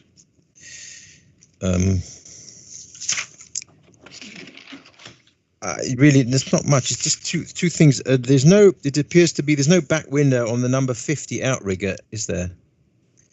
And no, there is not. That's the one to the right of it. Yeah, and the only question I had in this was the one that's raised. I mean, it's a worry raised by some of the objectors is how will they bring the construction materials in? That's, I mean, it's not for us to determine at the moment, but they've got to bring in a plan, of course, a construction plan of some sort. And, yes. And then one objector pointed out they're even abroad, they're on Queensgate Mews, abutting the premises, and they can't do a condition survey even. Well, I mean, we do have the Code of Construction Practice condition recommended on there, so we would seek more information through that. Oh, another thing is here. Another note is really two of the objectors worry. Oh, sorry, it's the same one. Okay, same person worried about light deprivation. This is at this relates to flat 2 at 48 Queensgate Terrace, i.e. next door. There's a worry that bedroom will be deprived of light and there'll be shadow. You obviously don't think that's so serious. Yeah, through you, Chairman. We don't have any concerns about living conditions because of the pattern of development along there and the kind of light levels you would expect. Also, in terms of the orientation of the sun and the existing built form that's already there. So that small offshot, you can see the terrace, which actually has a fence, which is quite solid, already comes up to a comparable height. And the extension to the neighbour. So for us, the impact on living conditions is acceptable. Okay, thank you. Alison Jackson, I think there's a question from you, and then we'll move to the vote. Yes, I just wanted to ask us how is the construction access going to work? How's the what? Sorry. Construction access going to work because it's a second floor building. Is there a construction management plan that needs looking at, or is that separate? We have the Code of Construction Practice condition recommended, so we will get details of how they intend to build it and monitor kind of noise and disturbance.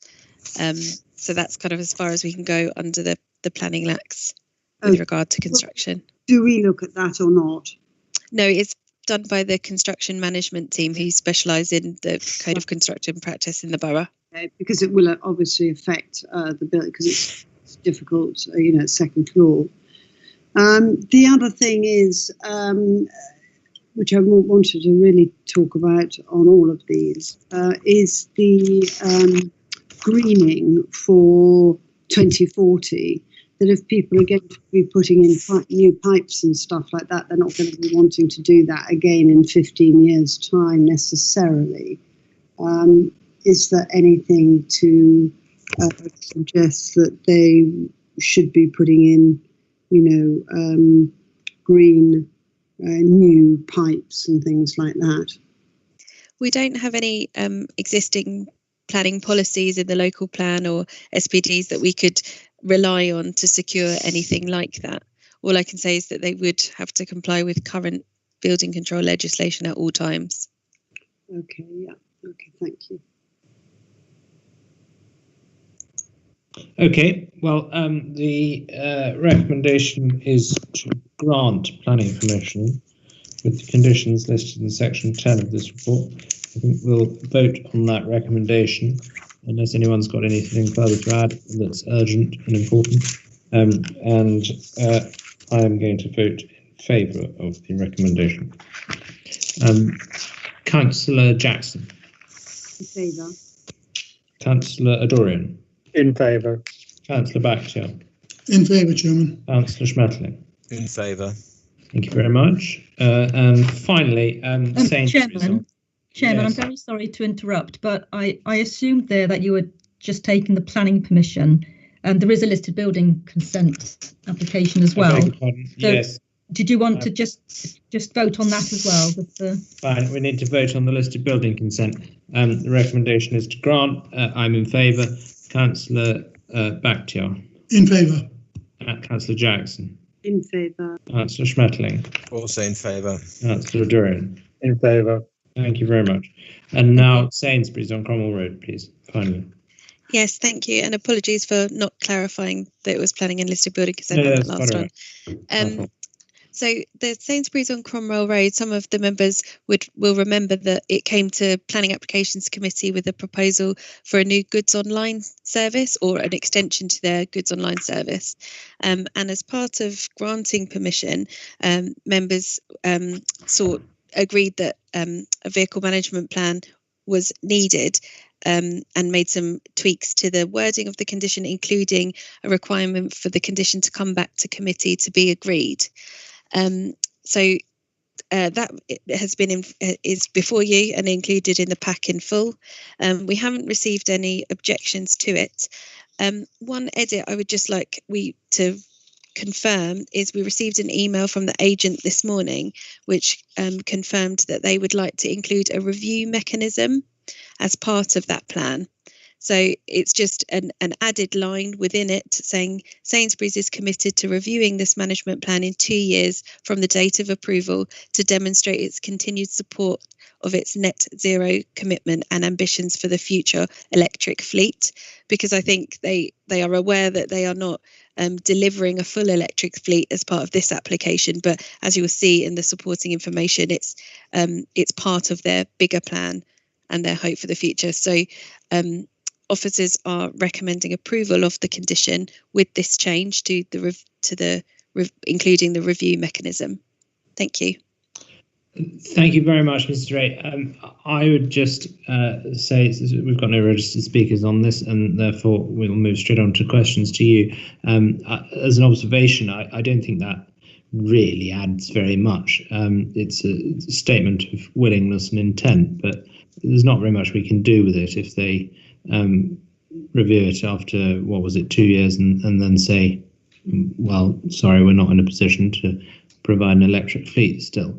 And I have quite serious concerns about signing off on something that effectively allows Sainsbury's to introduce a whole load of diesel gas guzzling vans, small lorries, to be right in the centre of the borough on what's an already very dirty road, when we're all striving as hard as we can to be clean and green and move towards the council's commitment of carbon neutral. So I don't know what my colleagues on the committee feel, but I have difficulties with this, and they're hardening. Colleagues? I share your views, Chairman. Our borough is very badly polluted, and we need to encourage electric car use and vans. I read this. I also read their plans. I like the extra, to put in a formal review period. I think that's not a bad idea at all. I think it should go into the application if we are minded to grant it. But I've read this, and I think some sort of scientific things come up, and I just say this for the record. They're trying to balance out the reduction in car trips against the increase of lorry trips. I mean, some of the numbers they produce, I think, are based on wild guesses. And also they say there'd be a reduction in CO2 of around 102 kilograms. It doesn't say per what, per day, per week, per year. But on the overall, I do accept there will be probably a reduction in car traffic. I have to say to the chair that diesel vehicles are not gas guzzling. One of the reasons that people run diesels is because they use less fuel than petrol. Sorry about that, but I just want to put that there. I think they do have a plan to go to electric, and I don't have a problem with approving this as it stands, including the extra condition, extra commitment they want to make about a review. I mean, they don't mention nitrogen oxides coming off, which are more important than carbon dioxide. But, the way that legislation runs in this country, CO2 emissions is what the measure is, basically. So, I mean, they do have a commitment, and I do understand the reservations of, Councillor O'Connor and Bakhtiar. I mean, in a way, I share that too. But I think that given what they've said, and given we cannot stem the tide of online service. I think after COVID, we will continue to have more online delivery, online ordering than we had before. There was a trend anyway. All that COVID did was push it forward by quite a lot. So thank you very much. That's why I think we should go for it. Thank you, Councillor Schmatling. Could I ask officers whether we are able, if we were minded to grant or to approve or approve the condition, could we somehow apply a stricter review process, possibly by only approving the condition on a limited time period, like a year? Unfortunately, no, Chairman, you can't actually effectively add a condition to a condition. No. So you can't approve the condition on a conditional basis. So are you basically saying there's nothing we can do? It's either approve or reject the condition? Yes, with a condition. I mean, the condition is as it is, and the submission is as it is. Yeah. You need to take into account what they have submitted, to take into account the fact the Director of Highways isn't raising an objection. And you need to assess it as it is, basically. Mm. Could I add that the diesel vehicles are all Euro 6, which is the current standard, the latest, and no doubt it'll get tougher as time goes by. Where does it say that, Councillor Schmetling? I'm sure you're right. It's A, goods. There's no document, no pack page. It's on the. It's A, goods online. Oh yeah, Euro status, Euro 6 AF. Yeah, that's the one, and that is the latest. And can I ask a question to the officer about what's the length of time, the timeline, and the schedule to switching over all their fleet to electric, and what's the size of their fleet?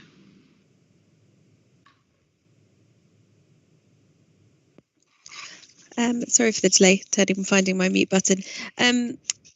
So there's an additional 14 vans that have been approved as part of the permission. So there's a total of 24 vans servicing it now. And I believe their commitment, it says within 20 years. I'm trying to find the exact. No, it was 2022 they wanted to do it. Sorry. Being held up by COVID. I don't blame them. Plus, it's a new van from Fiat. Sorry, Councillor, if you wouldn't mind, Mrs. Ray. Sorry, I just helped her out. Councillor Schmetterling is actually correct, because I've just found the reference here. I think there was more general things talking about the next 20 years, but it says Sainsbury's pre-pandemic plan was for the Golf fleet to be fully electric before the end of 2022. We still hope to achieve this goal, but it will depend on the post-pandemic availability of viable vans. And so that's on the third from last page before you reach the appendices. So 2 back from the summary, that's where it confirms that. So the end of 2022, so December 2022, they hope to be fully electric. Yeah, that was what they've called their pre-pandemic plan. So I think the commitment to a review after 2 years, hopefully it would be that at that point they can confirm that that's deliverable. Mrs. Ray, can you add an informative to a condition? You can add an informative to this decision, yes. So whether you were to grant or refuse, you can add that. That's not a problem. Colleagues, that might be a way of dealing with it. It doesn't really hold up if it's ignored, but we could say that we know that Sainsbury's are trialling the use of 100% electric delivery vans, and we fully expect them to be trialled in the Cromwell Road branch, and invite them to do so. I don't know what you think. Otherwise, it's either approve or reject, as you've heard. It's a good idea, Chairman, I think. Councillor Dorian? Yeah, I'm trying to think which way I'm really leaning towards this. It's still not 100% clear to me what kind of effect the condition will actually have. I mean, does it literally mean they will be forced to come back for that review in 2 years, or essentially it's just an aspiration and it's really neither here nor there? Could you just put up the wording again, please, Mrs. Ray? Yes, yeah. So the plan will be, this plan will be something that if it were to be approved, they are committed to this. So it would be enforceable if they were not in adherence with it. So if it came to 2 years from the date of approval and they were unable to demonstrate its continued support, as it says here, to net zero, then at that point it would technically be enforceable. They would be in breach of this plan, which was a condition. So it's absolutely in their interest to deliver on that, or have a very good reason as to why they aren't delivering it. So perhaps where I suggest the informative that Councillor O'Connor has mentioned, it could also have a reference to that review mechanism, so that they have that deadline clearly and up in front of them. Yeah, it seems to me all they're committing to is to reviewing the plan, and the review of the plan can really take place in about 10 seconds. I think they don't say we will demonstrate our continued support. We say they'll commit to review the plan. It's sort of one step removed. But anyway, come on. An informative might be the way to go. Otherwise, the alternative appears to be to reject this, and that might leave us vulnerable to an appeal potentially. I don't know. Any other views, colleagues? Otherwise, I'm minded to proceed down the informative route and then vote on the recommendation with an informative. Chairman, if you allow me, may I? You please. Thank you. I did mention briefly that I support your idea. We are going through difficult times. We need home delivery. We need food. The time is very good. We don't want to restrict them. And the informative might be a good solution. Okay, fine. Well, that's very helpful. So, colleagues, unless anyone else has got any comments, let's proceed on that basis. Officers, perhaps you could come up with a suitably worded informative to achieve our aims, please? Could I just check? It does give them, just to check, confirm what I heard, that such an informative, if it was adhered to, would still give them the option of providing a good excuse if they can't make it. Because there could be all kinds of reasons why they've not been able to achieve 100% electric fleet by intuition. An informative simply says that we can look at it. Okay. Yeah. Okay, fine. I mean, is there any other way that one can be a bit more determined about that they, have to come back to us, that they've tried to at least get to 75% or something, or 80%? Through you, Chairman, no, it's the same answer as before. Unfortunately, with a condition, you can't sort of make the conditional approval conditional on something else happening. But certainly, with an informative, you can phrase it as strongly as you wish. I mean, you can strongly urge them. You can urge them to strive for something. You can word it in quite strident ways. Well, can we leave it with you, please, to word it as stridently as you see fit on our behalf? Of course, yes, you can. Thank you very much. Good. All right. Well, colleagues, the recommendation is to approve the condition, and is now with the informative added that we've discussed. I'd like to hear from how you all vote on that. Are you going to vote in favour of the recommendation? In favour. Councillor Bakhtiar. In favour. Councillor Jackson. In favour. Councillor Dorian. In favour. And Councillor Schmetterling. In favour. Very good. All right. Well, thank you all very much. That concludes this evening's proceedings, and most grateful to everyone for sticking with it. Thank you. Good night. Good night. Thank you. Good night, everybody.